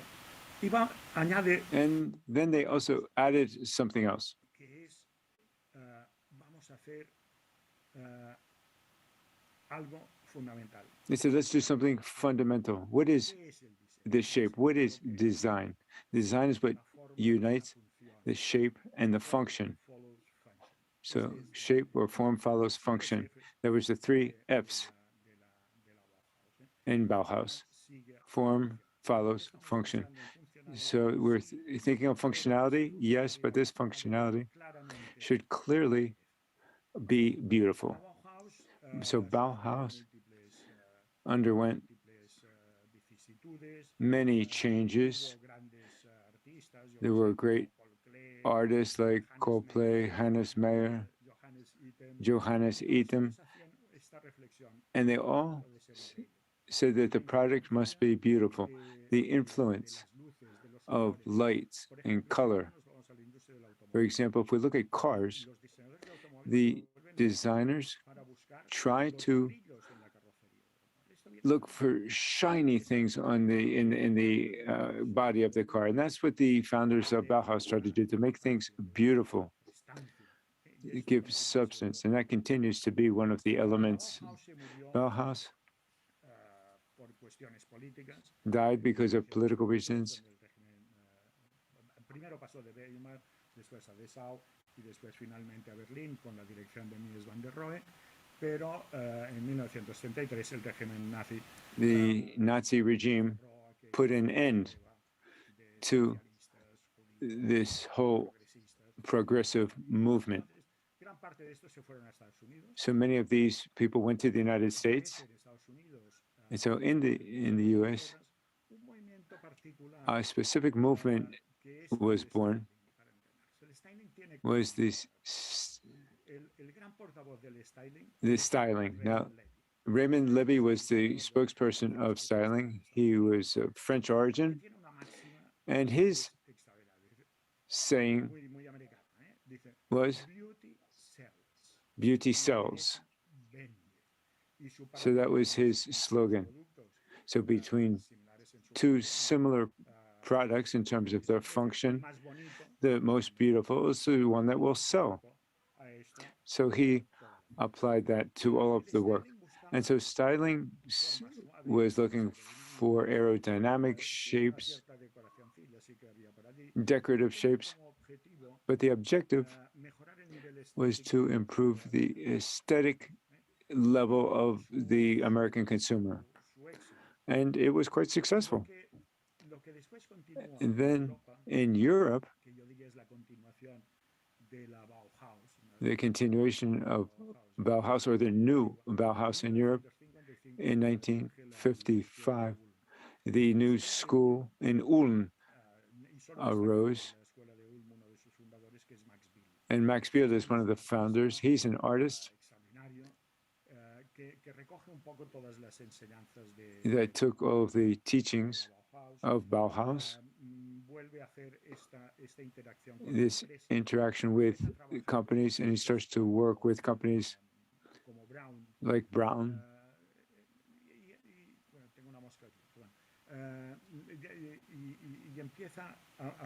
And he started to mix beauty, industry, art, and craft. This really was the first new Bauhaus that lasted a few years until the 60s. Max Biel, he was a very interesting person. He came up with a concept that is still around today, which is called the beautiful form, the beautiful design. This was in 1947 in Switzerland. And he wrote about this. And he wrote extensively about form. The Ulm school disappeared in the 60s, but one of his students continued with this idea of the beauty form. Dieter Panzis was Dieter Rams. He's a German architect, student of Bauhaus. He was the director of Brown Design, and he brought his experience to Bauhaus. And all of this experience is being applied today. Apple's products, for example, Jonathan Ive has publicly recognized, and Peter Ram's teachings, these are Bauhaus products. From Ulm's school, these are products where we have round forms and cube-shaped forms and products that have become global products. And this has a lot to do with the new European Bauhaus. We have to create a movement that began 100 years ago where beauty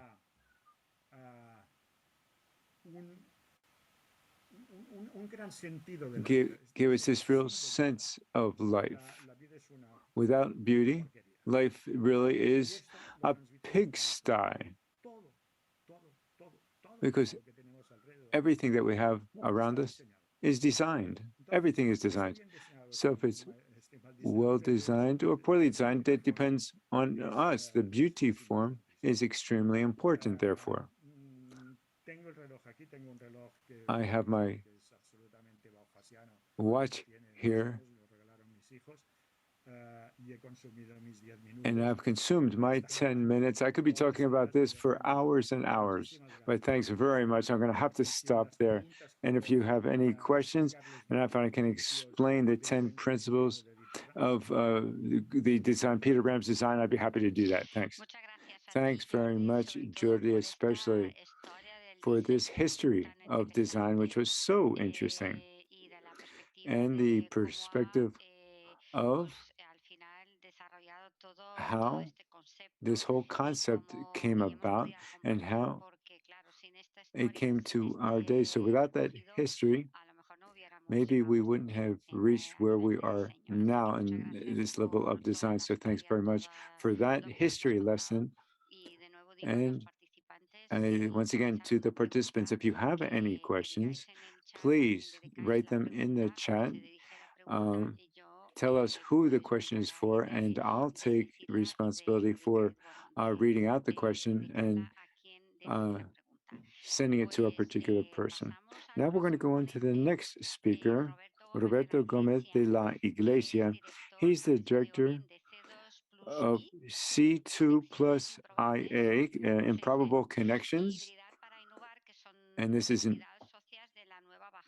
the new European Bauhaus and Innovation in Spain. He's an economist, he's a manager, and a cultural mediator also. He works in creative economy and diversity. That's at the basis of his methodology. Also collaboration. He teaches different master's degrees at different universities, not only in Spain, but also in Argentina and Peru.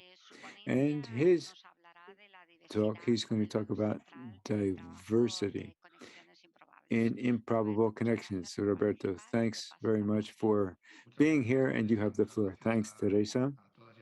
Thanks to all of you as well out there listening to this. It's a pleasure to be here and share just a few reflections with you. I have to recognize that in the title here, I was asked to talk about sustainability and not the three aspects that Borislav and Mieczysław talked about: the sustainable, inclusive, and beautiful, the Bauhaus tenets. But I'm going to share my screen now so you can see my presentation. That'll make it easier. So the real title of my talk is called Cross-Fertilization and Creativity in the New European Bauhaus. I could have said cross-fertilization and culture. And creativity and culture are different things, but let's try to use these terms in a kind of similar fashion here. Now, why? Because really,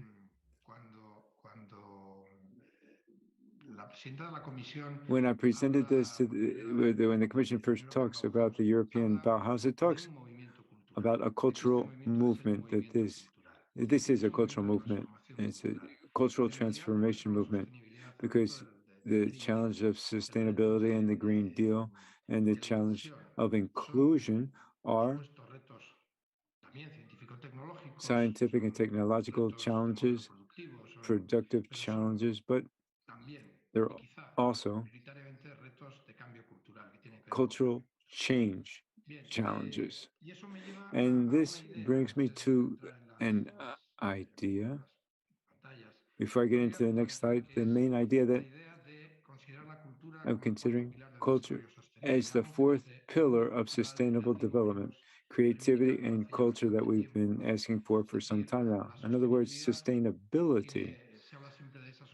We always talk about sustainability in terms of the environment, economic sustainability, and social sustainability, but it can't work without the fourth pillar of culture.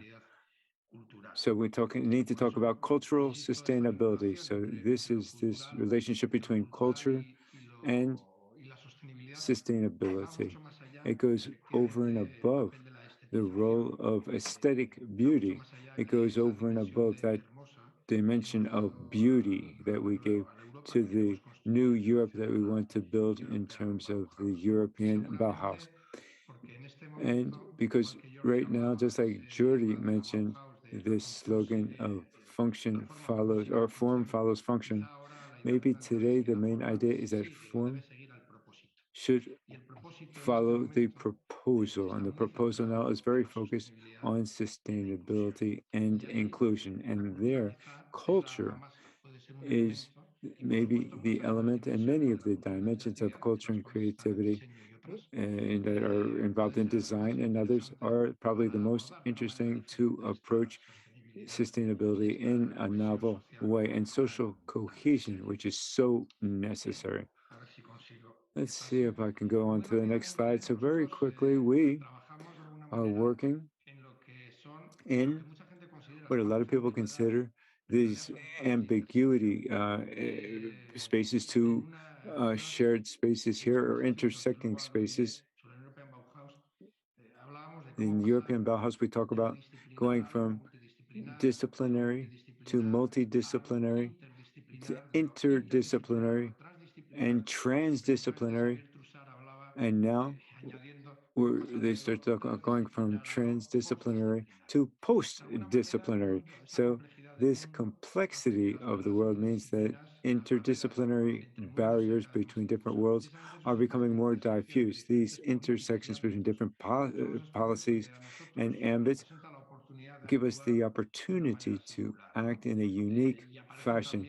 And here we also have the cultural, creative policies, urban planning, tourist policies, recycling, and many other policies. So these intersection spaces are an opportunity for all of us, and it's where we find the greatest capacity to act from the creative arts in search of innovation and also in search of sustainability processes in this innovation. And the innovation must also be sustainable.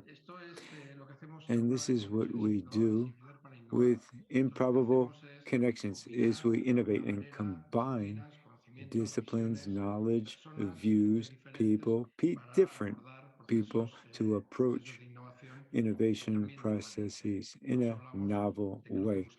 And so what we're seeking is use cultural and creative supports and innovate the way that we innovate. And we're working on the creative economy for which is more than just creativity, but to see how or to create creative territories with creative people.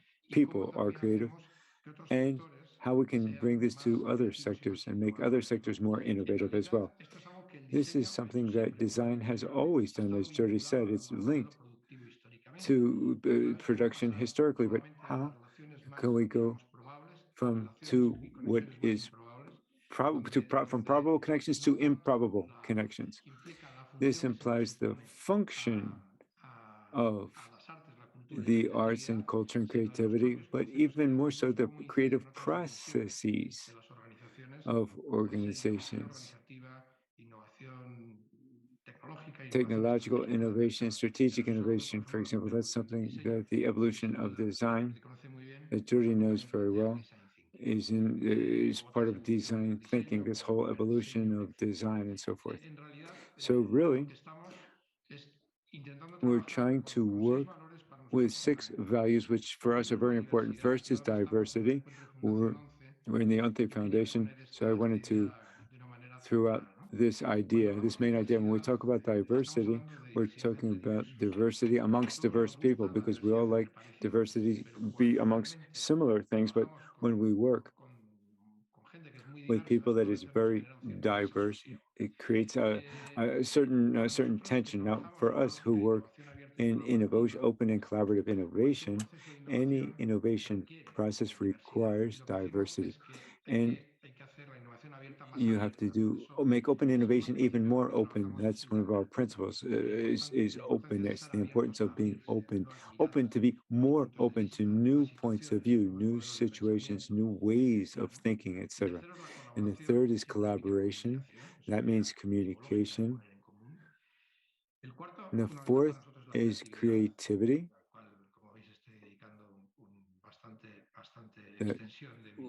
That I'm spending a lot of time talking about, and of course sustainability. And when I talk about sustainability, I'm talking about that our innovation processes must be sustainable in and of themselves, not only, in other words, that they favor sustainability, but sustainable themselves, just like organizations that we work with. of those 4 dimensions that I talked of at the beginning: sustainability, environmental, economic, and social and cultural sustainability. And lastly, context, the importance of rootedness in innovation. This is coming closer to this idea, this spatial idea that I put that the European Bauhaus places. This spatial emphasis is interesting, but it's limiting. We have to go past the architectural and urban planning and territorial dimension. Space is more of a mental space rather than a physical space. And in that sense, we're trying to make our own contributions to the discourse of European Bauhaus. So in short, this is a methodology, an innovative methodology based on creativity and art, and it's applicable to any sector. And these processes, we're trying to introduce these,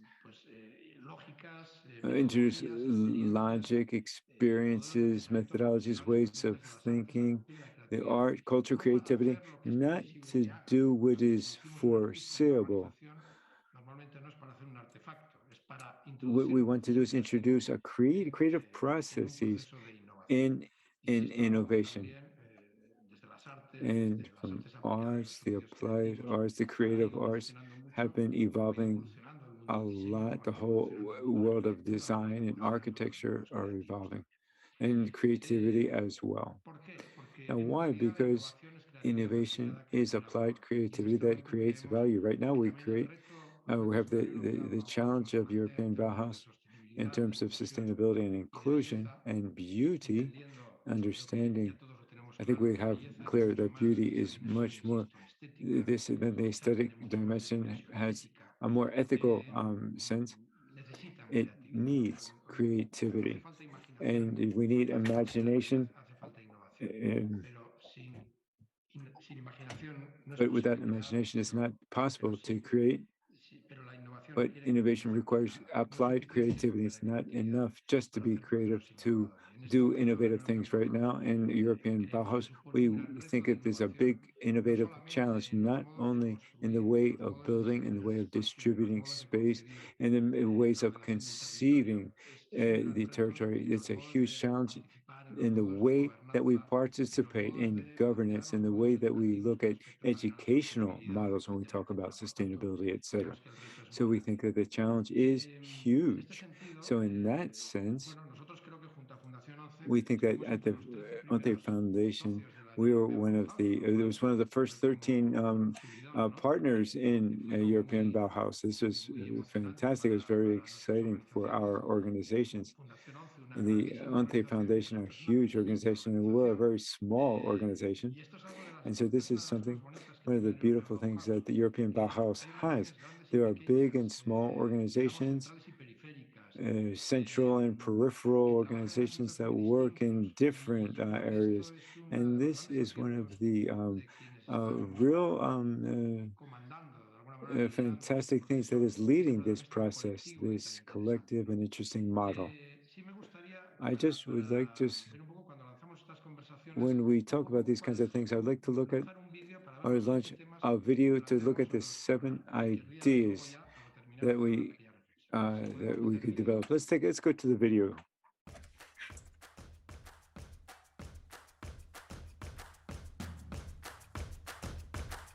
I think there's no. Oh, you cannot hear the sound.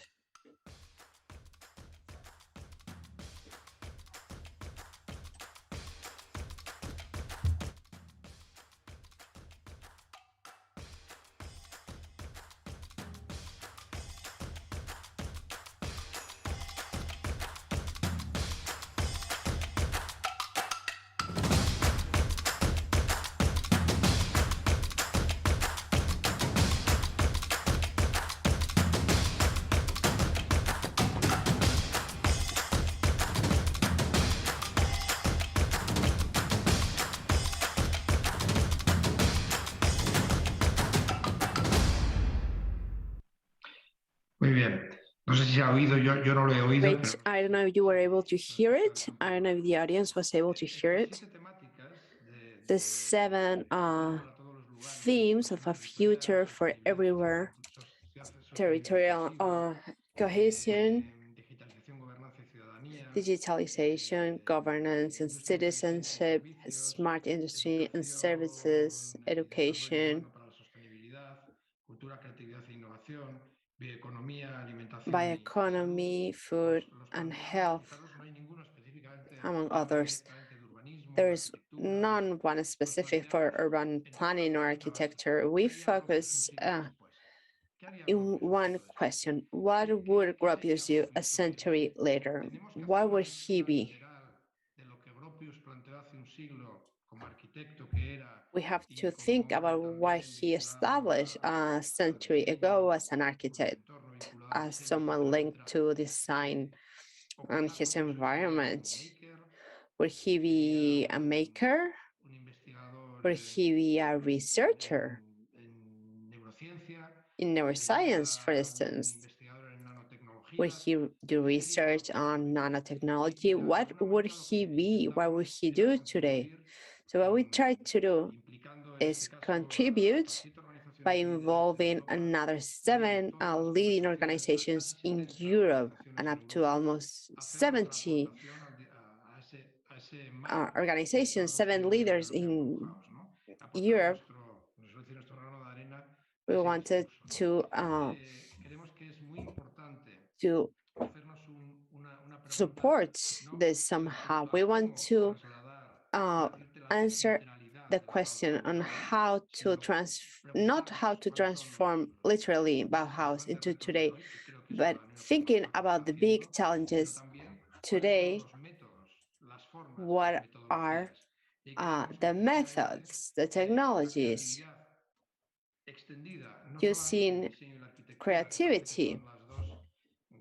Not only design and architecture that seem to be the only 2 aspects. We need many more different sectors to build sustainability in Europe. This idea about breaking down barriers among different disciplines is what we need to do in order to attain this Europe that is beautiful, sustainable, and inclusive. And when we say beautiful, we are not only thinking about the arts or the creative world. We should not assume what they can do for this better Europe. We need to give them room for them to surprise us. And that's it. Thank you. Thank you, Roberto, for your perspective from the cultural world and the need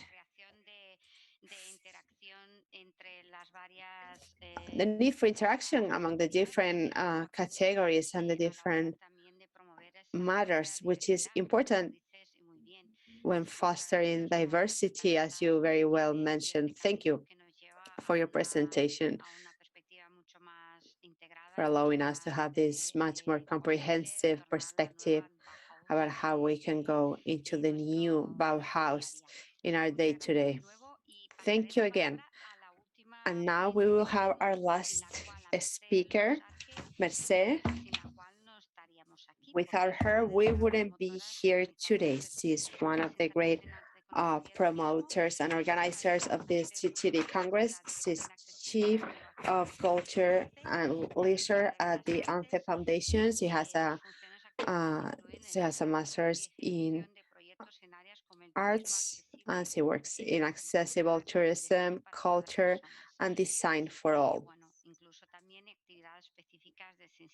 and special activities for awareness raising. Mercé, you have the floor.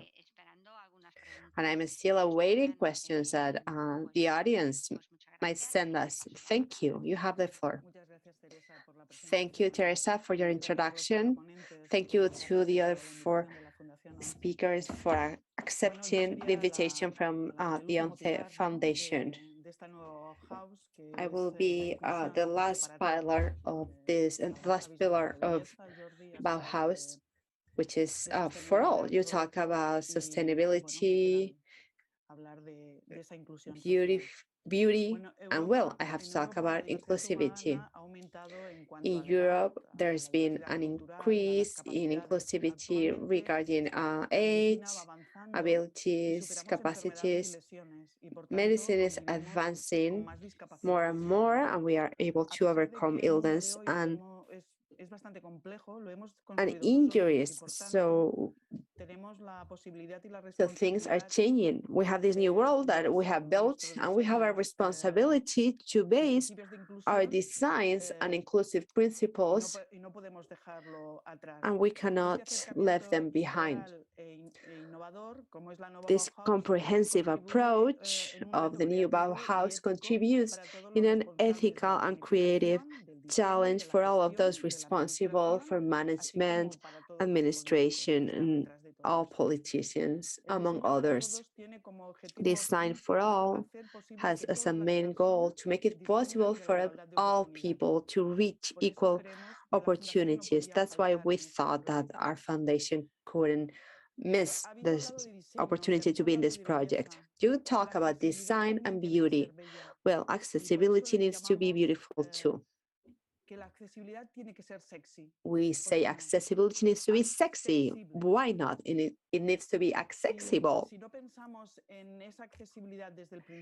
If we don't think about accessibility as a principle in the design of this beautiful product, for instance, if a small child uses a wheelchair, why not think about the wheelchair as a sports car, this chrome car that was the beginning of the Bauhaus? It will be very attractive for all the other children at his school. So let's make these products beautiful and accessible at the same time. And we can bring together these two concepts of beauty, design for all, in this element that needs to include strategies for sustainable development. Otherwise, it won't be viable. Design for All has its origin in Scandinavian countries. In the end of the 60s, Sweden created this concept of a society for all that was addressed at accessibility mainly. Similar concepts have developed in other places in the world. In the US, they coined the term universal design, and in the UK, they use the term inclusive design. All of them have something in common: design for all the people. Universal design consists on the creation of products and services designed in a way in which they are usable by all people without a need for adaptation. That's what I mentioned before. Accessible design must be thought from the beginning.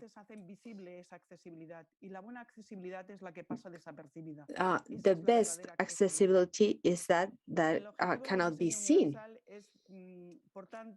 The goal of universal design is to simplify people's lives and benefits everyone, independently of our age or our abilities, at a very minor cost. And it should be so from the beginning, from the conception of the products. In Stockholm, the following statement was declared: the success or failure of the interaction of the individual and its environment depends on the individual and the environment. The problem is the environment, not the person with a different ability. If I need to cross a river and I don't know how to swim, if they don't build a bridge for me to go over the other side, the obstacle is the river or the people who didn't build that bridge. I have that inability, which is not knowing how to swim, but it's the environment that is limiting what I can do. So to guarantee that this interaction is done successfully, we need for the design of any product and service to allow for the interaction of the maximum number of people with different abilities. I would like to add a concept by Aristotle. The whole is bigger than the addition of the parts.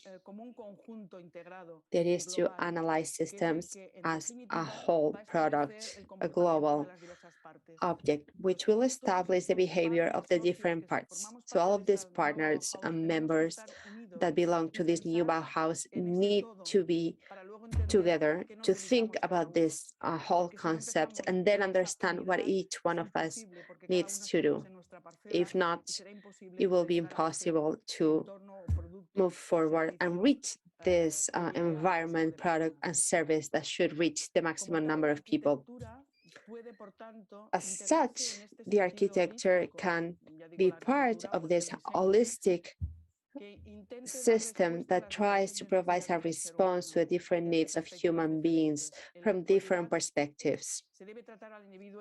Nowadays, we need to deal with individuals as a whole to provide them holistic cares related to physiology, nutrition, exercise, social relationships, and their environments.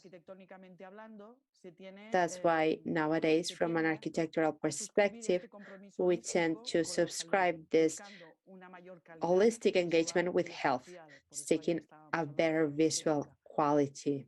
That's why we were talking about aesthetics. The goal is to improve the comfort level of the users, always. What is vital for the 10% of the population in Spain that has some kind of disabilities is needed for the 40% of the population. If we take into account that Europe has an aging population, so that 40% will benefit, and it's comfortable for 100% of the population. What is good for someone with different abilities is comfortable for the rest as well.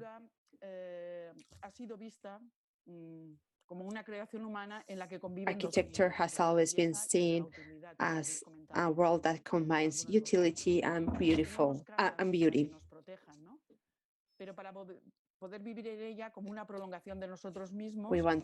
We build houses to protect us, but we want them to be beautiful, to be an extension of ourselves. So we have this aesthetic aspirations. But there's a third ambit that we need to take into account. The other one is health. Well, health not only has to do with doctors. In a house, there are smells, noise, humidity, different things. All of this has an impact on the people who inhabit them, and we need to take into account all of this. There are healthy houses and houses that can make you sick. So we could say that the new European Bauhaus, as a creative initiative that wants to design new ways of living, it's situated at a crossroads between art, science, technology, etc. The initiative wants to reach this Green New Deal, this circular economy. It calls for a collective effort to imagine and build a sustainable, inclusive, and beautiful world so that the mind and the body, for the mind and the body of everyone, we cannot leave anyone behind. That's why our foundation is here today, because we don't want anyone to be left behind. Thank you. Thank you, Mercé. And in fact, as I said before, we had wonderful speakers. We've been able to cover every view on this. As you said, beauty, sustainability, inclusion. We have learned so much from your presentations. I would like to answer the questions because I think many things are pending and I think the audience will be very interested to hear them, but unfortunately we are out of time, so I won't be able to provide the questions. They won't allow me, but I hope that in a following Congress that can be in person, that we will be able to discuss about all of this and be able to establish the current situation of the new European Bauhaus. Thank you, all of you, for your presentations. They were very interesting. They provided a full perspective of the new European Bauhaus. Thank you, everyone, again. Thank you to the audience. And we will be back soon and hopefully in person. Thank you, Teresa. Thank you to all the other speakers. I think it's crystal clear that any intervention in the field of design can benefit people with disabilities to achieve more independence, being design, sustainability, and inclusion all key aspects. We're going to go into a break. We'll show you a series of videos regarding technology and support products. Let's see them. Será completa cuando todas las personas puedan disfrutar de ella desde el momento en que la piensan y organizan hasta el momento en que regresan a sus casas. Para ello, no solo los alojamientos han de ser accesibles, sino también todas las actividades que se vayan a realizar. En esta serie de vídeos podremos ver cómo el Camino de Santiago puede ser disfrutado por todas las personas con discapacidad. Cómo los muy interesante, pero no teníamos tiempo para preguntas en el... Cómo la contratación de personas con discapacidad en el sector turístico es posible. Sí, podríamos contestar por email a Mercea.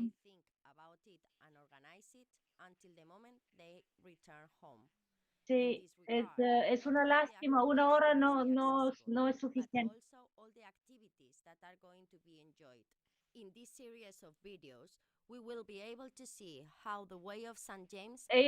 Igualmente, y saludos de Bruselas. Hasta la próxima vez. Chao, chao, chao. How hiring people with disabilities in the tourism sector is possible.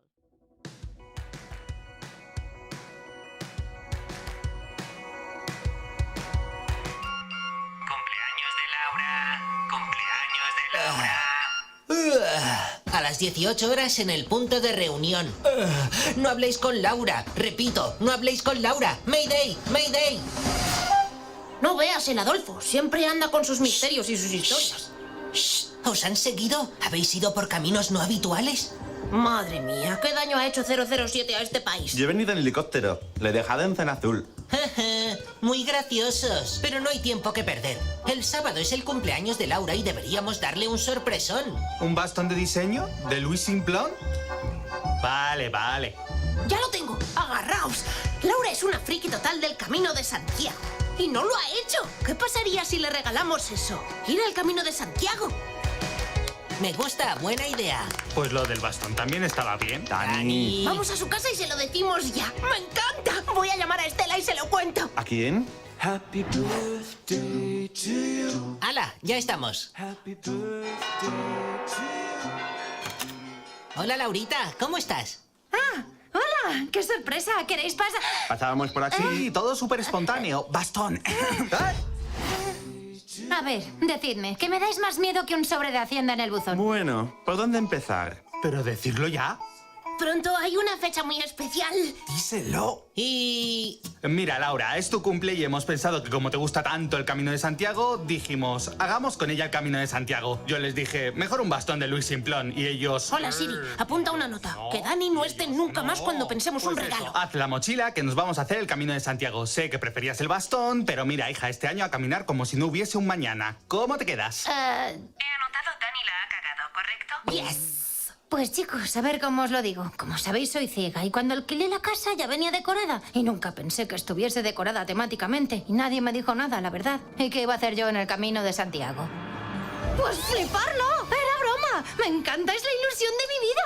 ¡El Camino de Santiago! ¡El Camino de Santiago! ¿Cuándo salimos? Hola, Siri, apunta una nota. No más sorpresas a Laura.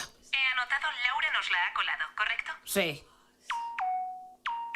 Hola, Laura. Soy Estela. Me alegra que te haya gustado. Cuenta conmigo para ayudaros en lo que necesitéis. Te voy a recomendar unas aplicaciones con las que lo vas a flipar. Gracias, Estela. ¡Qué nombre tan bonito! Significa el camino de las estrellas. Vale, vale. Se descarta el bastón, ¿no? Chicos, para mí esto es un sueño. No sé si os he dado las gracias lo suficiente. Yo creo que en el tren nos lo has dicho como 50 veces. No, 83 veces. No, 84. La vez que se lo dijo al revisor cuenta. Chicos, es que me hace mucha ilusión. Me he bajado todas las apps de apoyo. IGN te ayuda a preparar el viaje. Qué meter en la mochila, conocer la dificultad de la ruta, el tiempo que va a hacer. Y si necesitas paraguas, botas de nieve... Friki, has memorizado la descripción. Y Blind Explorer, que es de orientación por el camino rural mediante sonido 3D, para que no me rompa la crisma con una piedra. Y Soundscape te orienta por las ciudades y pueblos por donde pasas. Ver dónde comer, comprar, también por sonido 3D. Te falta lo que te dice cuando ir al baño. ¿La hay? Dime y me la bajo. Yo me bajaría la app ahí mis pies. Me arde como si hubiesen hecho una fogata en mis talones. Espera, llamamos a Estela, que se sabe todo el camino y que nos diga dónde está la farmacia más cercana. Adolfo, no la molestes, lo tengo todo aquí. Hola, Estela. Aquí el blandito de Tony tiene rozaduras. Hola, chicos. ¿Qué tal el Camino de Santiago? ¡Camino de Santiago! ¡Bien! Seguro que Laura ya lo está chequeando, pero yo usaría Soundscape para encontrar una farmacia. Ajá. Calle de la Rozadura, farmacia La Ampolla. ¿No tiene perdida? Oye, Estela, ¿y algún sitio para cenar? En Soundscape tenéis de todo adaptado a todos. Lo tengo. Calle que hambre, restaurante ñam ñam. ¡A cenar! Segundo día. ¿Qué tal tus pies, Tony? Bien, perfecto. Llevo tantas tiritas y algodón que me he comprado unas botas 3 tallas más. Qué exagerado. Oye, por cierto, hace rato que no veo ninguna señalización. ¿No nos habremos perdido? ¿Perdidos? ¡No! Estamos perdidos. Tendrán que venir a rescatarnos el FBI, los Navy SEAL. Yo me encargo. Fui medalla púrpura en los Boy Scouts. Dani, ¿cuánto chocolate has comido? Esto con el bastón no hubiese pasado. Laura, ¿a ti qué te indica el Blind Explorer? Anda, ya decía yo. ¿Están apagadas las apps? ¿Alguien las ha apagado? Porque no recibo ningún sonido. Bueno... ¿Bueno? Puede ser que te cogiese el móvil y que a lo mejor jugase 1 a 23 partidas al Candy. ¿Cerrar todas las aplicaciones? ¿Cómo? Lo mato. ¿Veis algún barranco por ahí? Adolfo, ¿en qué estabas pensando? En el Candy. Se ha activado Blind Explorer y dice todo el rato media vuelta. ¿Cómo? A ver, ya lo tengo. Según IGN, estamos a 4 kilómetros de donde nos desviamos. Solo hay un problemilla. La ruta que me dice incluye una pendiente que para María va a ser demasiado. Me tocará ir por la carretera. No vamos a tirar la montaña abajo para que pueda pasar. Adolfo, tú vas conmigo y llevas mi mochila. Y así se te quitan las ganas de Candy. Vale, todo sea por ayudar y por librarme de las canciones de campamentos de Dani. ¡Santiago! ¡Allá vamos! Vamos para Santiago y mis canciones. No cantes, Dani. Reproduciendo playlist para que Dani no cante más. Hoy, el Camino de Santiago es inclusivo y apoyándonos en las apps accesibles, podemos hacerlo todos. Claro que podemos hacerlo. No te sentirás sola o solo en ningún momento. Y lo harás. Llegarás hasta el final, hasta Santiago. Anímate y hazlo realidad. Tienes muchos motivos para hacer este camino. Chicos, ¿ya habéis llegado? ¡Sí!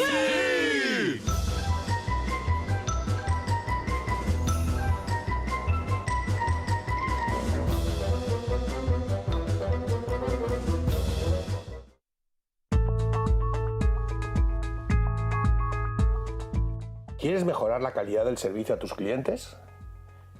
¿Quieres que todas las personas disfruten de tu bar, de tu restaurante? ¿Quieres mejorar tu negocio y el servicio que en él das? En esta guía titulada Cómo gestionar la accesibilidad bares y restaurantes, Fundación 11 con la colaboración de Hostelería de España y CERMI te darán las pautas para conseguir que tu bar, tu restaurante, sea totalmente accesible y tenga más clientela, además de ser vertebradores de una sociedad que tenga en cuenta a todas las personas. Súmate al reto.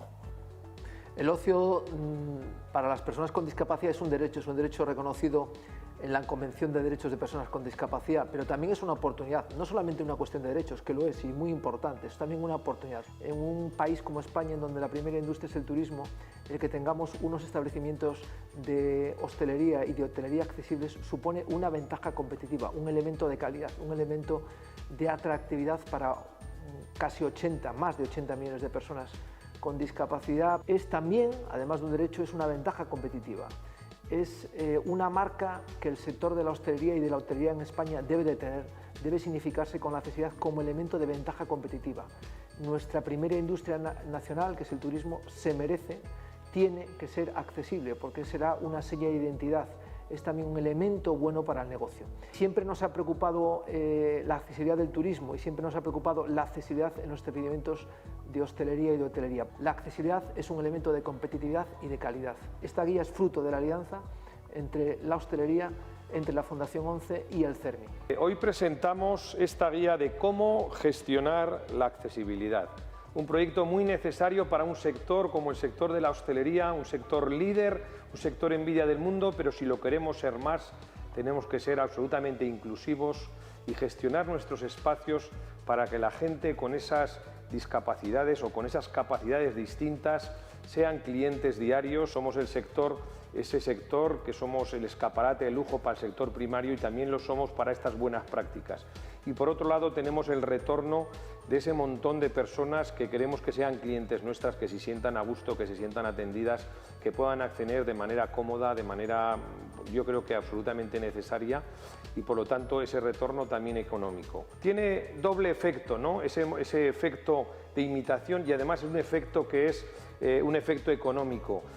Hay cada día más personas que están dispuestas a salir, a ser felices en nuestros locales. Por lo tanto, vamos a por ellos, vamos a empujar con fuerza, vamos a ser ese sector que más felicidad vende, pero que más felicidad vende para todos, absolutamente para todos.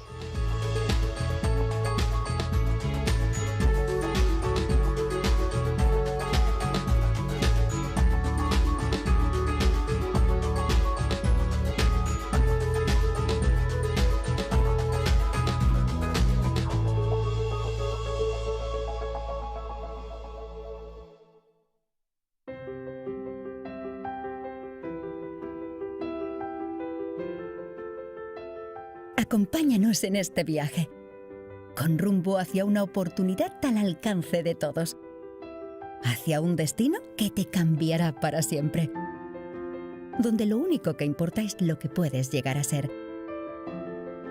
Un lugar preparado para acoger a todas las personas, en el que todos somos diferentes, pero todos podemos recorrer el mismo camino.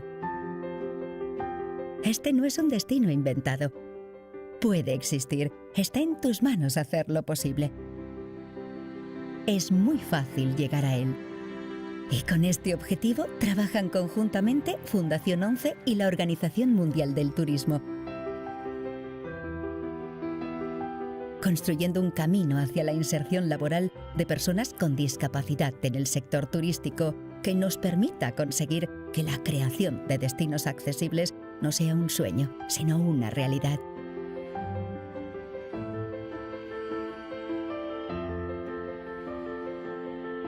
Una realidad en la que el mundo de la empresa apueste por trabajar con personas con discapacidad para desarrollar su talento en igualdad de condiciones. Porque lo único que nos define profesionalmente es lo que somos capaces de hacer.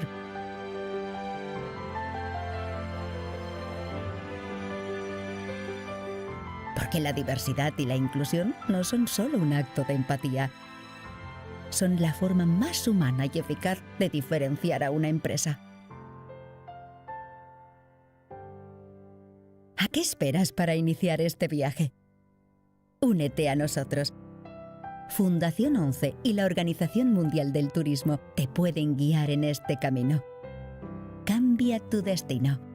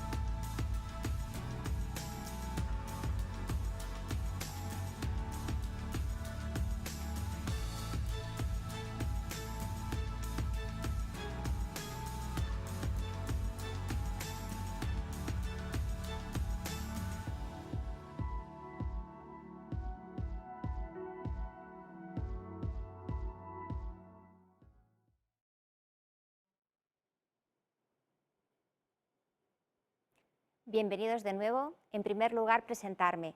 Soy Sonia García Fraile, trabajo en la Dirección de Accesibilidad e Innovación de la Fundación 11 y sustituiré a Silvia lo que queda de hoy y mañana, ya que hoy no nos puede acompañar por compromisos profesionales. Vamos a compartir ahora la última sesión de la jornada, esta vez más tecnológica y con un tema tan candente como es la ciberseguridad, y moderada por Almudena Alcaide. Ahora, directora del Departamento de Accesibilidad of the R&D plus I department at the ONCE Foundation, but in her professional career, she began as a programmer at ACI Worldwide in London. She was a teacher in Kingston College and a researcher at London South Bank University. In Spain, she was a teacher at the Carlos III University. Almudena, we're impressed with your CV. You have the screen. Good afternoon, everyone, and welcome to this session on cybersecurity and accessibility at this Congress. My name is Almudena Alcaide. I'm responsible for R&D plus I at ONCE, and it's an honor and pleasure to moderate this panel today. On behalf of the organization, thank you for having invited me and all the panelists. Fantastic panelists. We all say the same thing, but this time it's very true. We have wonderful panelists, exceptional, and thank you for supporting this initiative from the beginning. And I'm going to introduce them now. Tamara Agudo, she's responsible for technological development at Ilunion Hotels. Hello, Tamara. Hello. Very happy to be here. Thanks for inviting me. Javier Benciano, he's in charge of cybersecurity and indecent response at Citrix. Good afternoon, everyone. Thanks very much for the invitation. Then we also have Inés Garcia. She's Garcia, CEO at One eSecurity. Very happy to be here with this really important, two very important topics. And good afternoon, Tatiana Gutierrez, responsible for the area of cybersecurity for citizens in CBAY. Hello, Tatiana. Good afternoon. Very happy to shed some light on these subjects. Thanks again very much. It's a pleasure to be here. We've been discussing what to bring here today to talk about. We had to leave a lot of things out. We'll have to include those in future sessions on cybersecurity and accessibility, but we do have a few questions here that we wanted to answer in these presentations today. For example, what is cybersecurity? What does it cover? Cybersecurity, we all understand that as security and technology, the protection of data and information in the digital age. And we also have the feeling that it doesn't only cover specialized companies and technology companies, but cybersecurity has an impact on everyone, all citizens, not only in the professional sphere, but it also impacts us in our personal lives when we are involved in culture and trips and so forth. Just a few figures to show you how important this topic is. But last year, there was 13 billion emails blocked because they were malicious emails. Of those 13 billion, 1 billion of those had links to web pages to steal credentials and passwords. And from the Cybersecurity Institute, last year they managed more than 120,000 cybersecurity incidents from citizens. So given this scenario, how is awareness raising and training going? And how is this accessible? Are these channels accessible for everyone? Or is there a balance between cybersecurity and accessibility? If this balance has been struck, and if it has not, maybe there are plans, futuristic plans, to implement or to increase this accessibility to cybersecurity. And the last question I want to address is advanced accessibility, a new term that was just coined, connected accessibility, advanced accessibility. Also,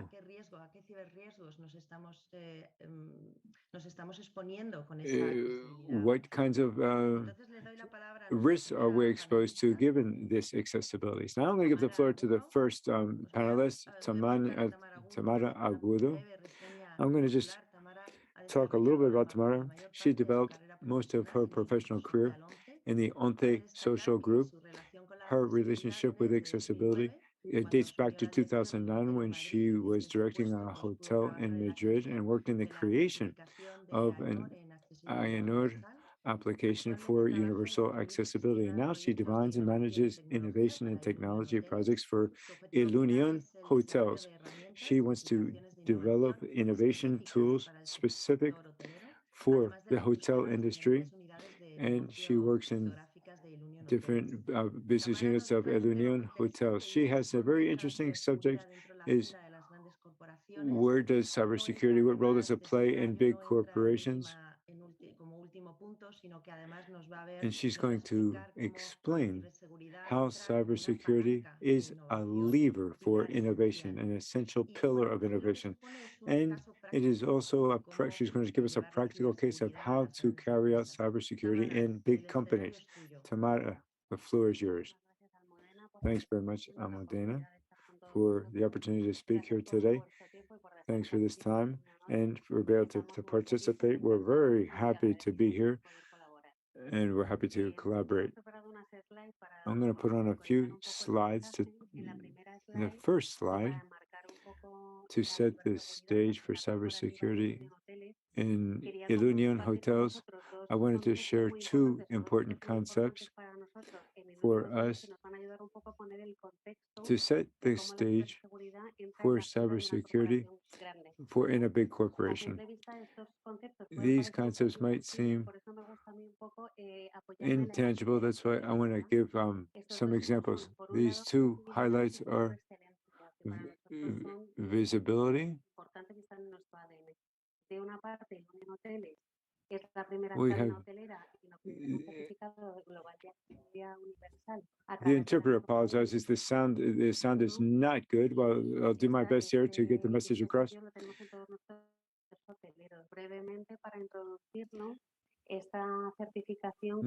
We provide a certification for accessibility. So our hotels are accessible, and we do give an accessibility certification. And so the whole concept of design for everyone has become a part of our identity. And another of the milestones that are intangible but are important for us is that Ilunion Hotels is the #1 company in the sector. In 2020, it had the European Excellence Award, the maximum award for accessibility.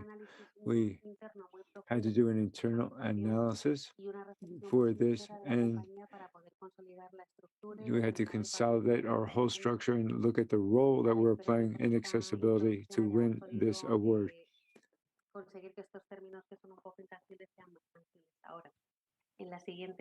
On the next slide, one of the strategies in our hotels is innovation. Innovation is an important lever to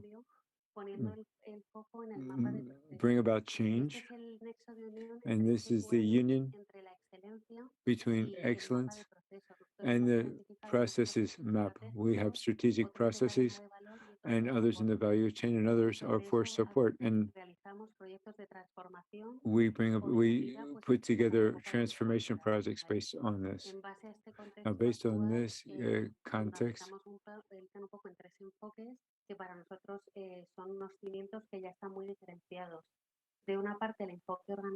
we have an organizational focus.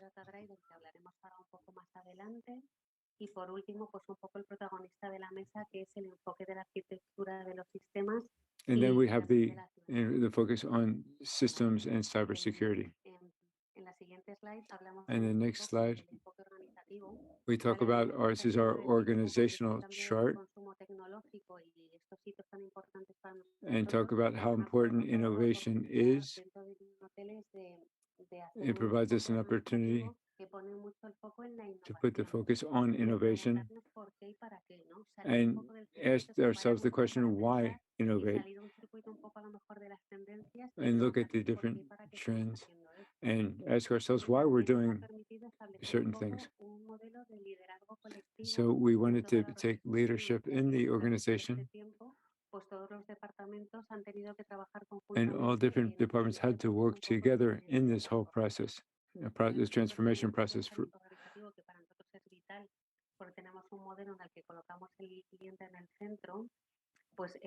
Now this our client-centered approach affects the way we are organized. And it helps us with the customer experience. We look for ways to make the experience at the hotel the best possible. And we also want to have a good experience for our employees.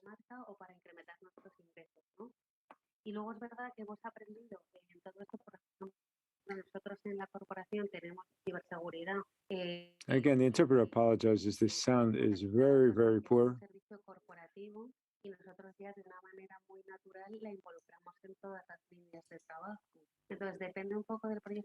So depending on the type of project we're carrying out or the different strategy that we're following, we establish cross-cutting teams.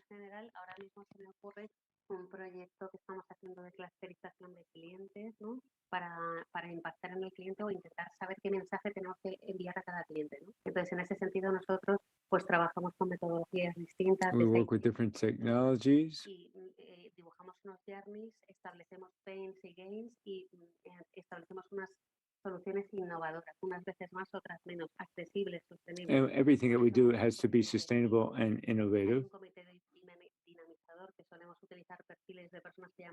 We have a team, what we call the empowerment team, to empower our projects and have a clear view of what we're doing. And of course, we have the whole issue of cybersecurity, security of our systems. And we're always trying to innovate as quickly as possible. So as we're evolving,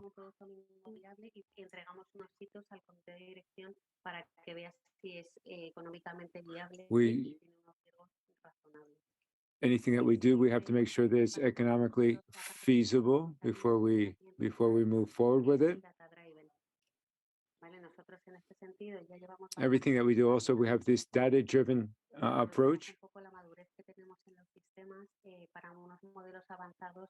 So we have predictive models, and we use artificial intelligence.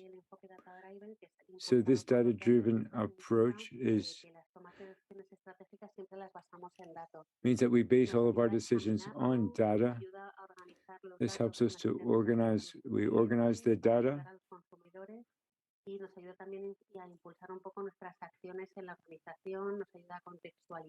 This helps us to set the context, personalize what we do so that everything is client-centered.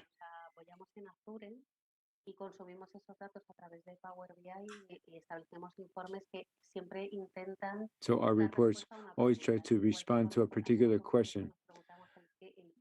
Just like when we put together a project, we ask why and for what. We always look at the data that help us to manage this new organizational model. Now, working with these cross-cutting teams, we have people from all different models, all different parts of the organization, and we coordinate between the IT enterprises. I work in hotels, and this helps us in the more technological areas to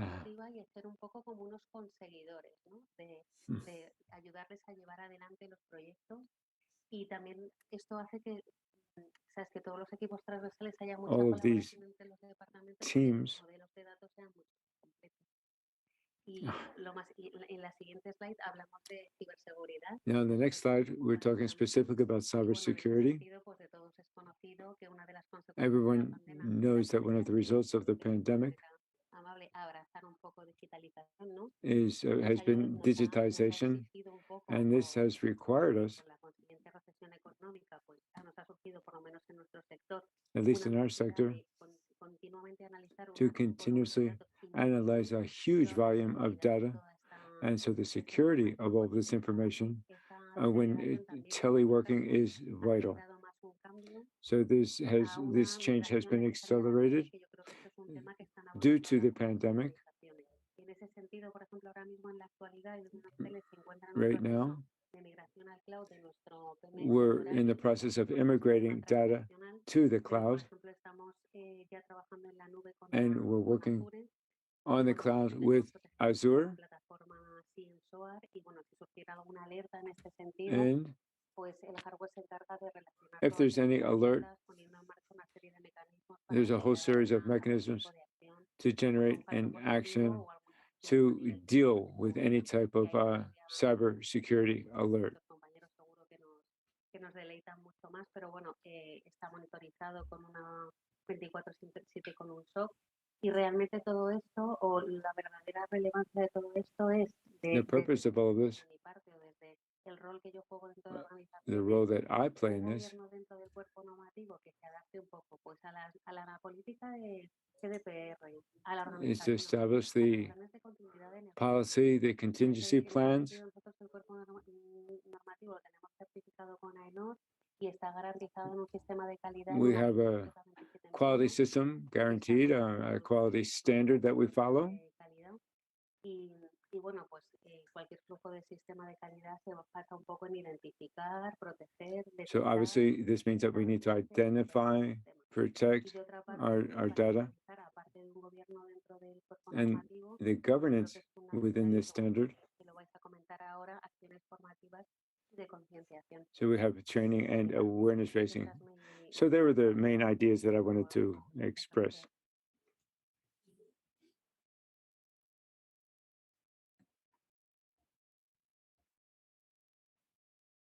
Pues muchas gracias, Thanks Tamara. very much, Tamara. I jotted down a few questions, and a colleague also gave me a couple questions, and we also have some questions from the panel. So we'll be back to you in a few moments. Let's go on to Javier Bertiano. Javier has been working for more than 15 years in cybersecurity and has specialized certifications that I couldn't even pronounce, to be honest with you. And he talks about response to cybersecurity, artificial intelligence, reaction to threats, and so forth. He's also responsible for response to cybersecurity in Citrix. He's part of the board for security teams. He's going to present a new model in the field of cybersecurity called Zero Trust. And so I'm going to ask all of the technicians of accessibility to listen to him, because this is an opportunity to introduce cybersecurity from the design stage and not as a plugin or as a patch, which is uncomfortable for users. Javier, it's all yours. Okay, good afternoon, everyone. As I said before, first of all, thanks once again to the Ante Foundation for the invitation, especially to Almudena. And it's a pleasure for me to be on this panel. And with Tamara, the two other panelists that I've worked with, so I'm very happy to be with you all here. Although I work in the detection and response part, unfortunately, as Almudena mentioned, in Citrix, my role is mainly that in the cybersecurity team in the company. I would like to talk, since we're one of the big companies internationally. So response to incident response is there, and I wanted to focus on the work methodology, this new vision of cybersecurity, which is very much in vogue now, and everyone is talking about this. This is the zero trust model. This is a change in mindset. Initially, cybersecurity, everyone assumed that there were going to be safer environments and in the different segments of the networks and so forth. We assumed that the biggest risk came from outside. With technological advances and cloud, as Tamara mentioned, which is happening in many companies around the world, this approach had to change somewhat. And this is where the idea of zero trust came in. It was originally in 2009 that this was first coined in the Google team, and it's based on not trusting anything and to have to constantly demonstrate that you, not only you as a user, but your access and your system is properly prepared to gain access to that information. And so everything is based on the minimum privilege that you've probably heard people talk about in cybersecurity, but taken to an extreme, maybe too much of an extreme, really, and continuous verification. So it's not sufficient to authenticate in an information system with a password or double authentication if I'm doing this from a location that is not trustworthy. That's the basic idea underlying this new approach called zero trust.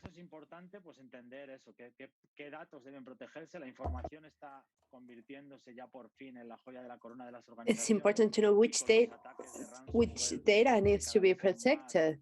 There are more and more ransomware attacks. It's becoming the star of cyber attacks.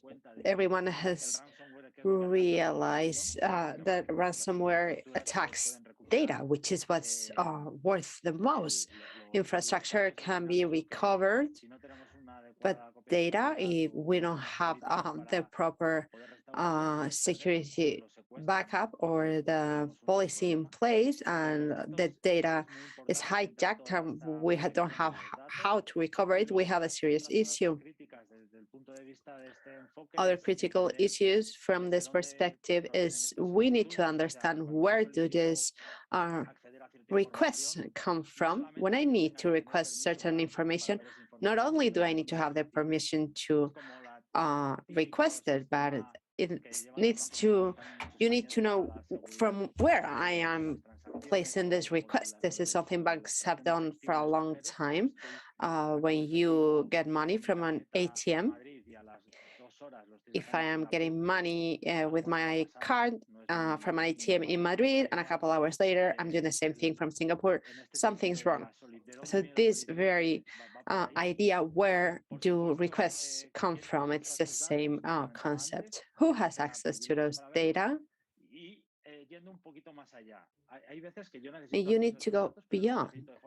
Maybe I need access to that data, but I don't need it all the time. I don't need to have administrator privileges for a critical corporate environment. Maybe I only need to do certain tasks. When I need that permit, I can request it temporarily for whatever time is needed, and I will be granted that access, but only for that limited period of time. And that's a way to limit risks.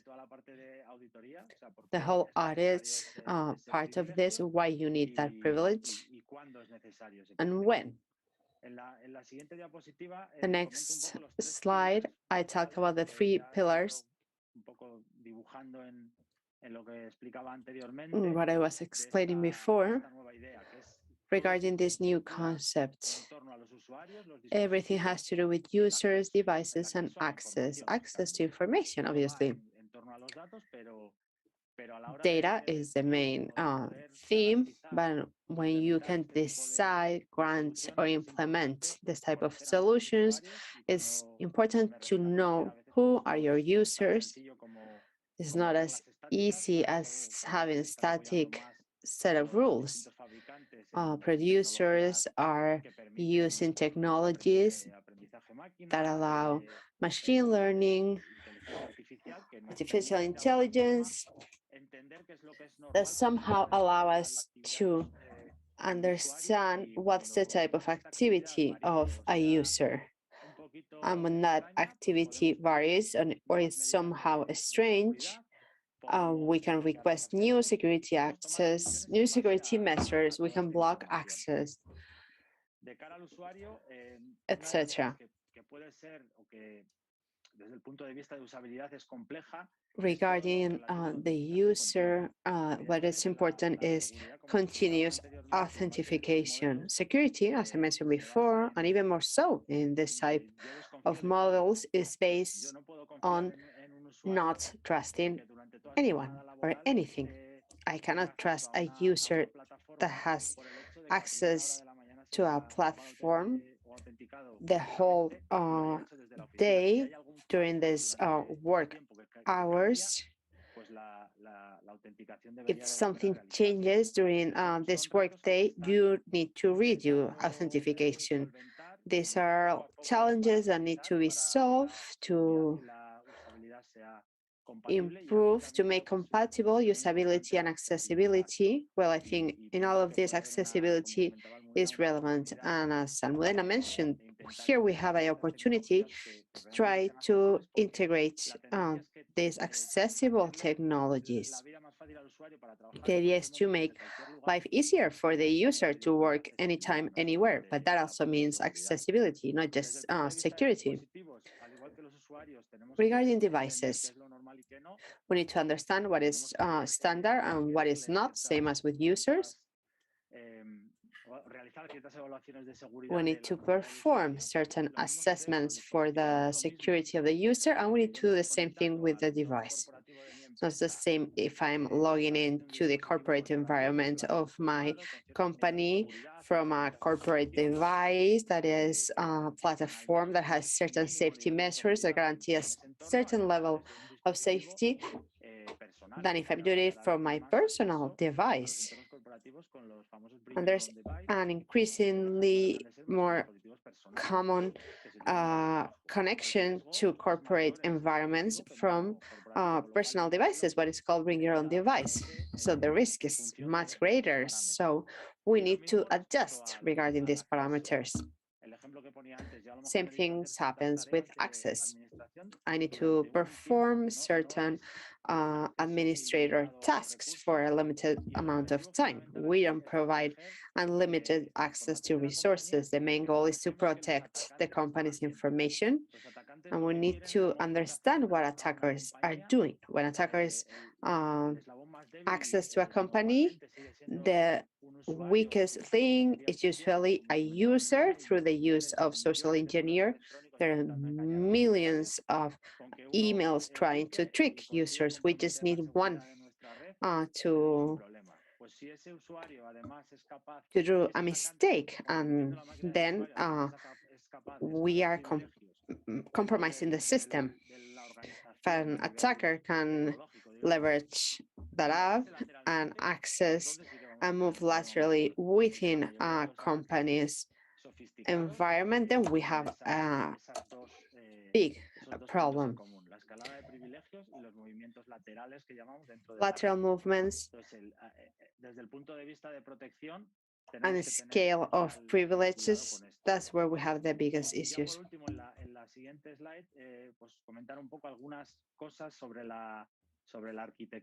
In the next slide, we can see about the architecture of Zero Trust, how it works. User identity, geographic location, the time of the day. For instance, it's normal for someone who works 9 to 5 days suddenly connects to the corporate environment at midnight. If they don't do this usually, maybe this shouldn't be trusted as much. Not so much block him or her, but The system must distrust the device. That should have safety tools, should have received all the patches. And in this scheme, you can see the diagram, you can see the complexity of what used to be a device connected to a network that had access to lots of internal services. Now the user comes from outside, especially with the pandemic and so much remote working, even due to travels or because of how the company functions.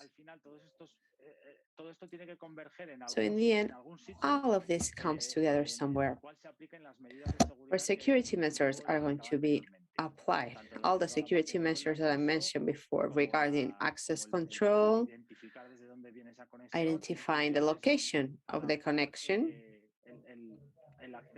We have to adapt the access to the information, granting the safety of the information.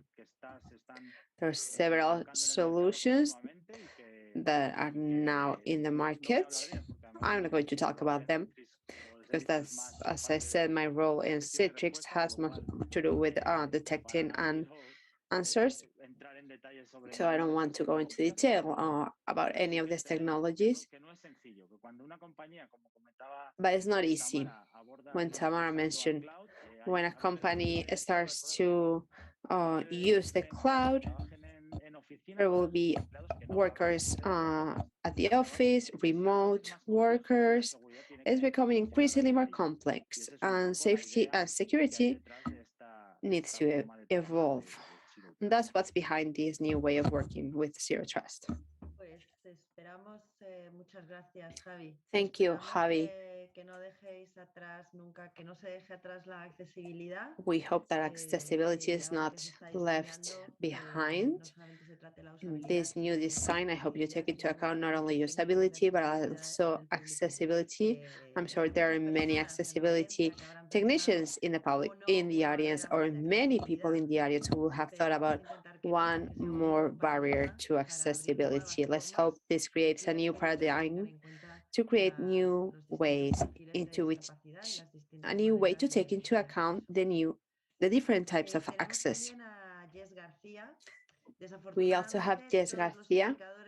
Unfortunately, our identifiers say there are many incidents. It's not whether, it's when we're going to have a cyber attack. They happen every day. Our capacity to respond is key, and they reduce significantly the impact of an incident. Since the founder and CEO of One Security is a specialist company on forensic digital investigation. He has over 20 years experience.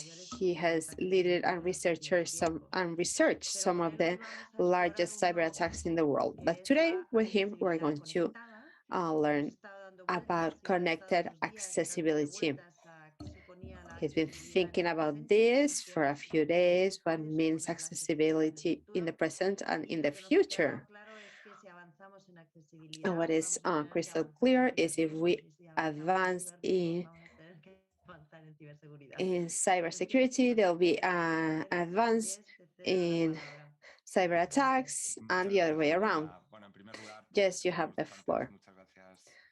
Well, in the first place, thank you for inviting me to be a member of this panel, to be in this session. It's such an honor. I would like to thank the ONCE Foundation, the organizers, and you, Almudena. It's always a pleasure to be here. We're a small family. I've learned a lot these years when I've talked with you about this topic.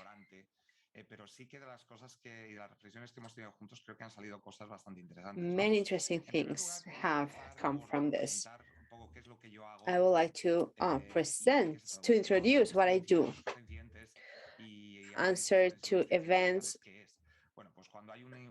and forensic research of incidents. When there's a cybersecurity issue in a company, they've been hacked, as we usually say. We try to help understand what has happened, what have the bad guys done, what was the impact for the company, what was stolen. We try to help the company through our experience to overcome this terrible incident, to help them recover, and to try to prevent this from happening again.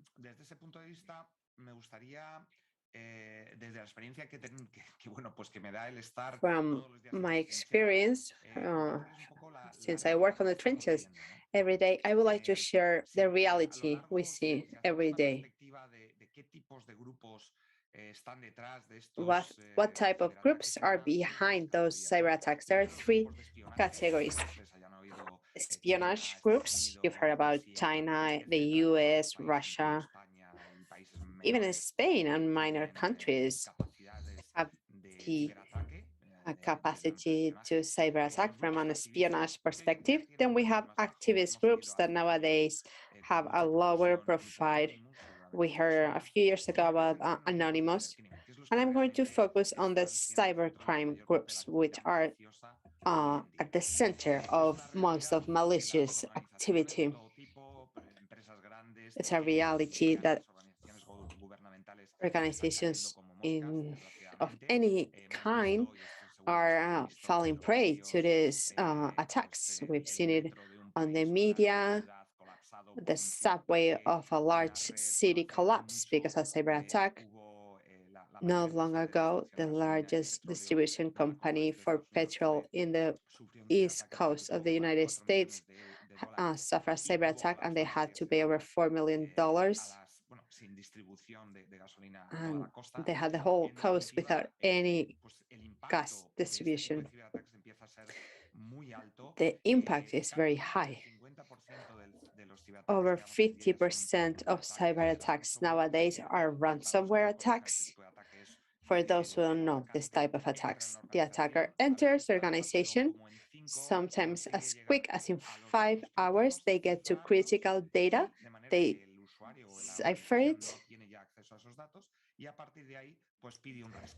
And the organization no longer has access to their data, and they ask for ransom. The organization can no longer access their data. And depending on the size of the company or of the organization, such as the demand for a ransom. Cuando empecé a hablar, centrarnos ahora en el ámbito de las tecnologías de accesibilidad, o en el ámbito de la accesibilidad y las tecnologías. We focus on accessibility. I started talking to Almudena to try to understand what are those technologies. She told me about smart clothes, smart canes. Well, how does this work? Well, these are all isolated technology. They work independently. There are many other companies. There are other aspects, for instance, of voice recognition. They're connected to the internet or to the cloud. Si tienen ya unos cuantos años, pues recordarán que hace no tanto nos bajábamos los mapas de Google Maps. So long ago, we used to download to our cell phone or to our GPS, Google Maps, the maps that we needed.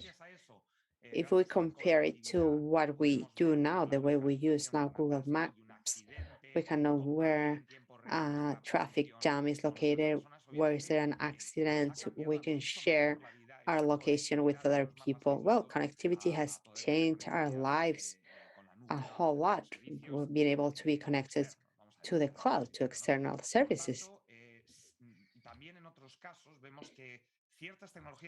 In other cases, we can see how other technologies that may be isolated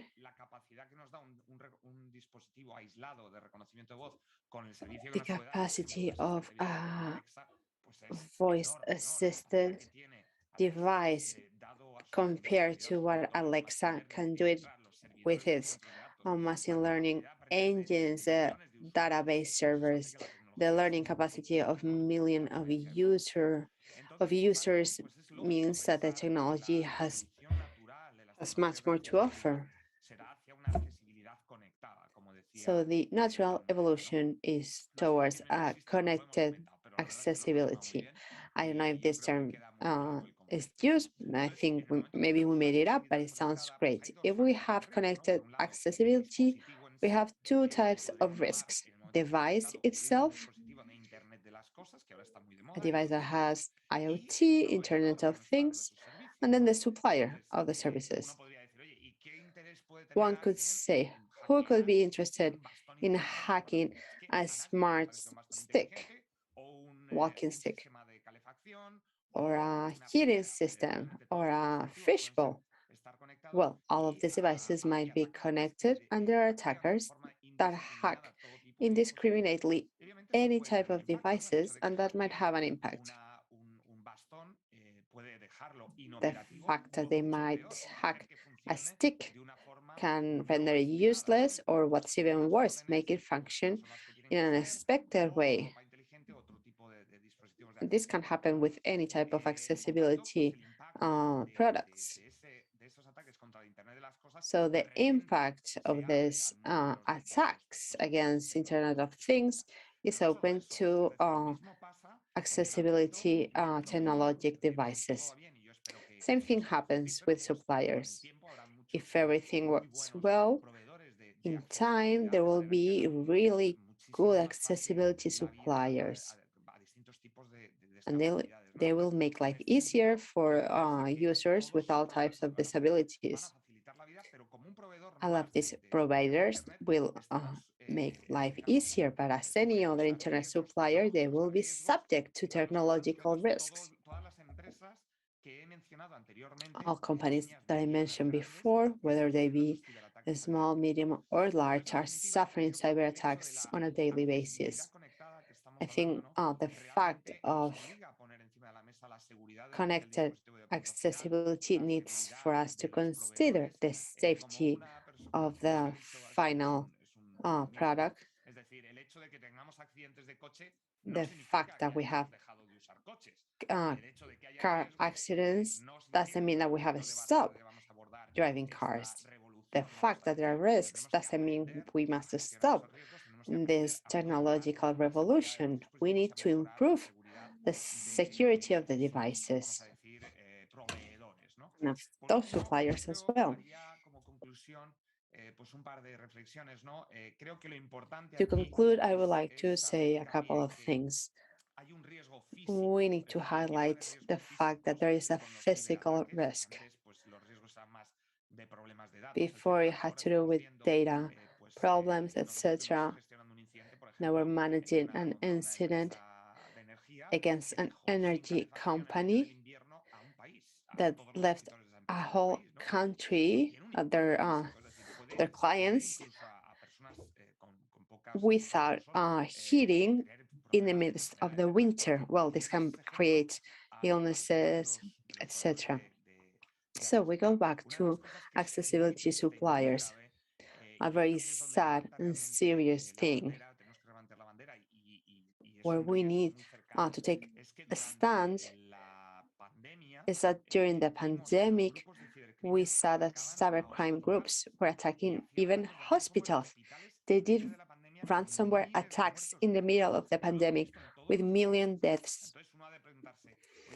with millions of deaths a day. And we've seen that on the media. If there have been attackers that were capable of doing this type of attacks, how come they're not going to attack accessibility companies? They're viable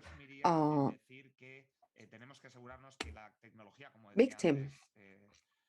And then again, as Javier said, we need to make sure that technology suppliers are secure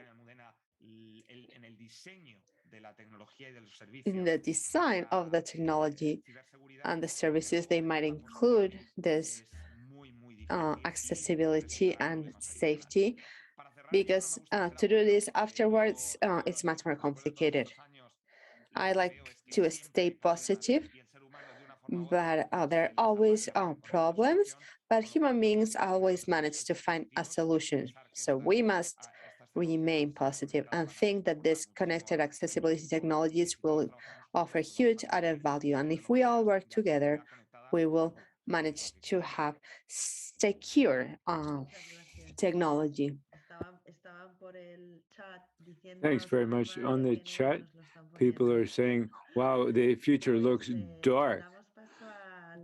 Let's go to Tatiana Gutierrez, the responsible for the area of cybersecurity for INCIDE, the National Institute for Cybersecurity. Tatiana has been working for more than 14 years in the in training and theory of cybersecurity in the e-administration.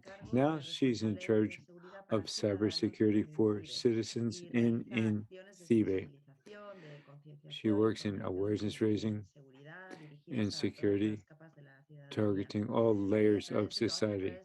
And she'll be speaking to us from her office. The main motive is to contribute to bring the culture of cybersecurity to all citizens of our country, regardless of their age, studies, profession, or whether they have a disability or not. Tatiana will talk about whether there's a balance between security and accessibility and how cybersecurity is at the disposal of citizens and what role needs to be played to increasing trust of citizens in the digital world, despite everything that just told us. But we have to live with both of these worlds because both worlds are real. Tatiana, the stage is yours.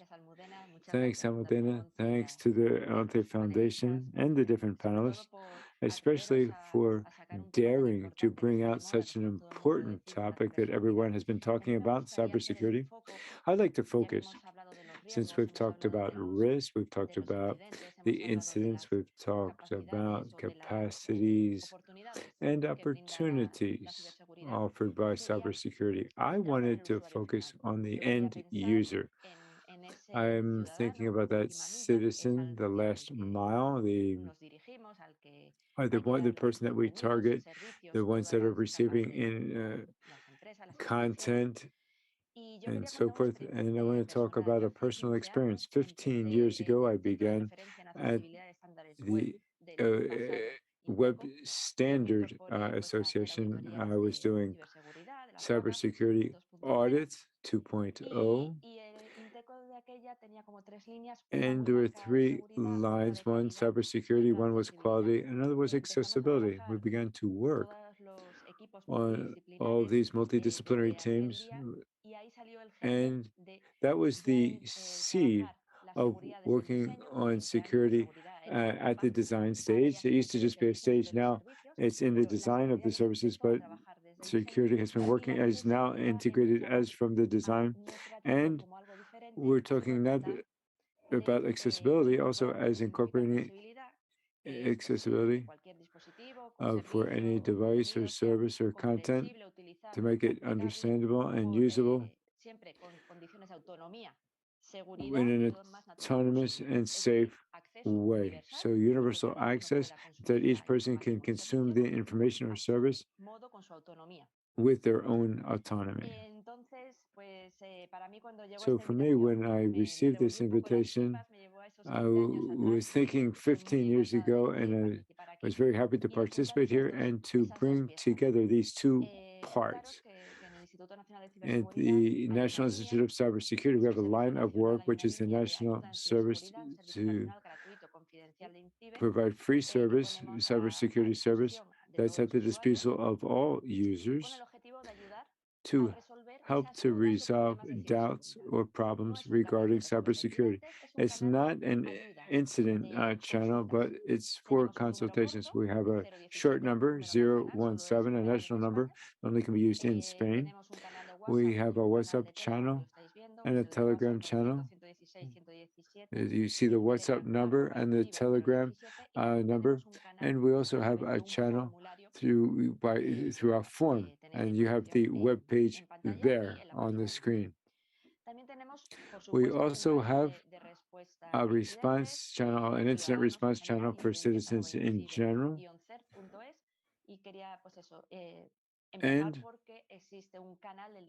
I'm going to talk about why we have this consultation channel for all types of end users and end users with a disability or not, or temporary, maybe a temporary disability. The next slide, I wanted to show you that in this aid, what are the consultations that are most important to citizens? To see where the trends are, where we need to put focus. They're focused on 5 types of incidents or cases. Extortion, so extortion, but sexual extortion, threats to victims so that they do something economic or other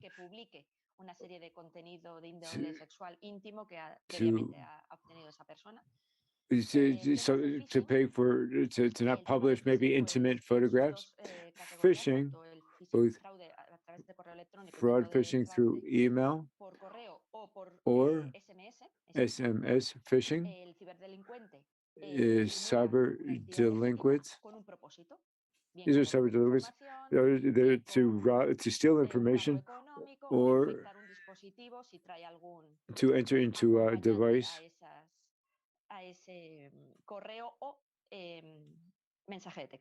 or text message. And then fraud in online shops. Black Friday is just coming up, and this is quite common. If the shop is real or not, that's also a recurring issue.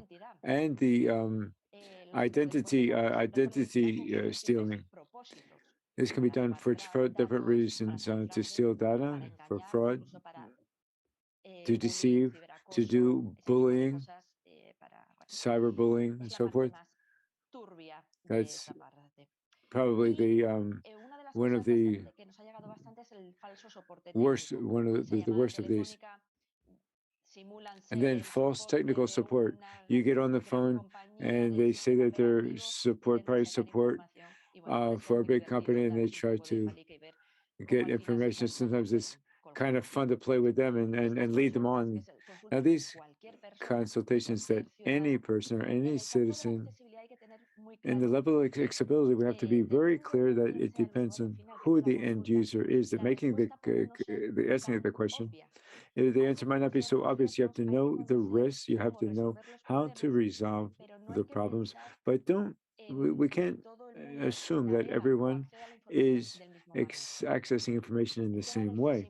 In the issue of phishing, we have a series of recommendations and advice to detect it, but phishing sometimes, if you are using a screen reader, you don't see the graphics because the screen reader is not going to show you these. If you get an email with a link, maybe you can see who it is, but if you don't have your reader configured properly, maybe you'll click on it without wanting to because you don't have certain mechanisms. The whole issue of online shops is also curious because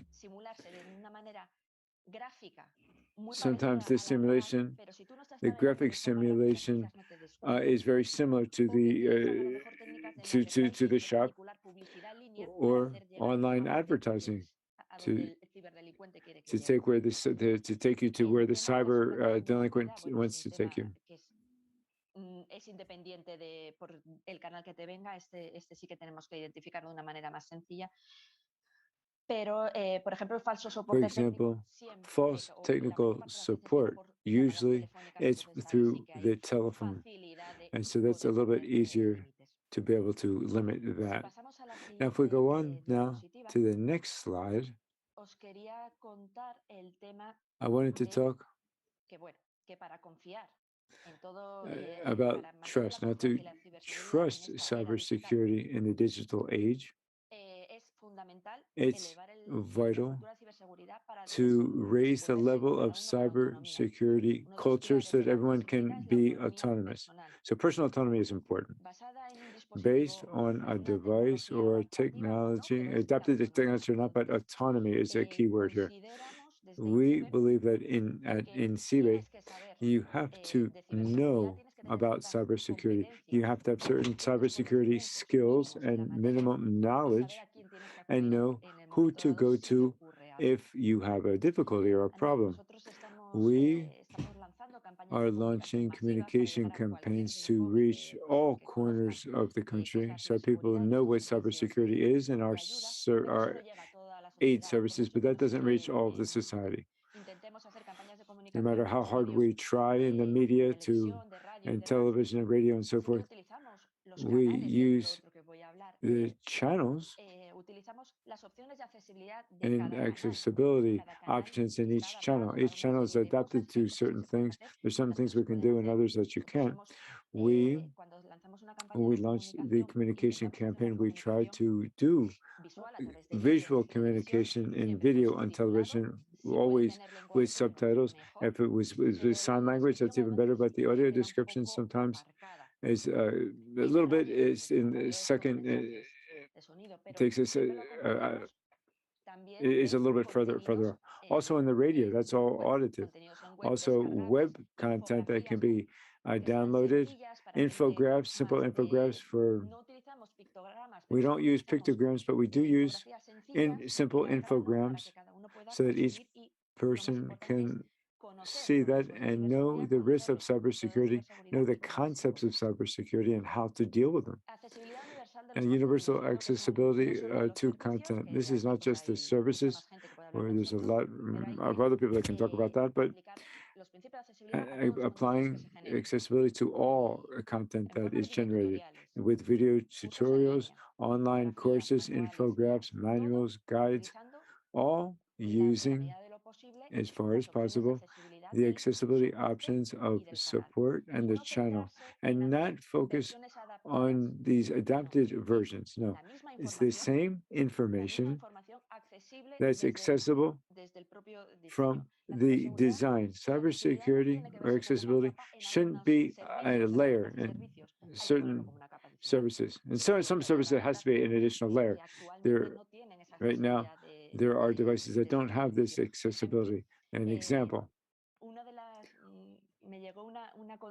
I received a consultation from a person that I know and was concerned about how to use Bluetooth systems, but said, I can't disconnect the way you say, because it's my screen reader. If I disconnect the Bluetooth when I'm traveling so they don't geolocate me, then I can't see the screen. I can't interpret the screen. So we have to think about adapting all of the cybersecurity principles that exist, all the mechanisms that exist to the person, to the specific person.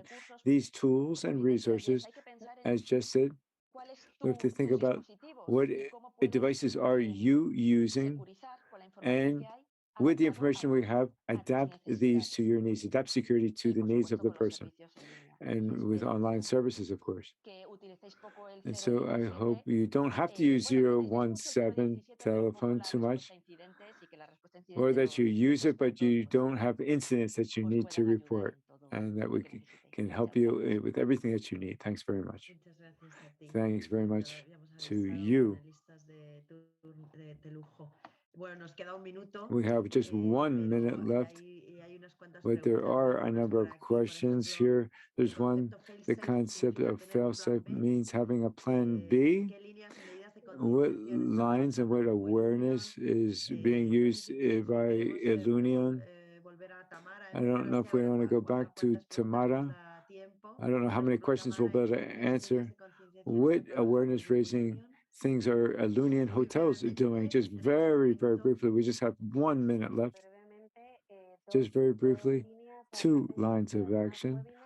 One is webinars and awareness raising campaigns. We're generating awareness raising también webinars sobre and also webinars seguridad en entornos de on movilidad. security Y and luego en la parte de mobility acciones de concienciación, nuestros and in compañeros awareness de raising, ciberseguridad corporativos, the corporate cybersecurity people Ramos, que seguro que los conocéis por ahí, pues hacen comunicaciones semanales, lo hacen de make una manera weekly communications. muy cercana y la verdad es muy divertida. También hacemos algún ejercicio de phishing simulado y luego And nos we dan do un poco los resultados de quién ha simulations caído, ¿no? to help people really understand in online training as well. También bastante That's bien, se working lo damos quite un well. poco por hecho, igual que hacemos un poco medidas o ayuda And para measures tener, and o sea, para tratar o para recibir un con alguna discapacidad. help for people with Hacemos disabilities. concienciación obligatoria en materia de ciberseguridad. So we do this training, cybersecurity training for Jess, those muy people. rápido, muchas Jess, gracias, very Tamara. quickly. Muy rápido. El concepto The fail-safe concept of significa tener un fail-safe, does that mean having a plan B? Is that what that means? Yes, the concept fail-safe means that if the system fails, it should fail in a safe fashion. If the intelligent cane or the smart cane is not working well, then it should stop, but not take me into a dangerous situation. That's what fail-safe really means. Thanks very much to all four of you. It was an honor and pleasure to be here. I hope the audience has enjoyed your presentations as well. We're gonna ask for another place in the next Congress to talk about cybersecurity and accessibility, because there's so many more things to talk about. Thanks very much. It is true, there's not much time left for answer all the questions that we wanted to. Thanks, Almudena, and to the speakers. How important this view is on cybersecurity, where we once again see the importance of bearing in mind all aspects of cybersecurity. So thanks again for continuing with us. Tomorrow we'll continue with more projects for everyone. Thanks very much. See you back tomorrow.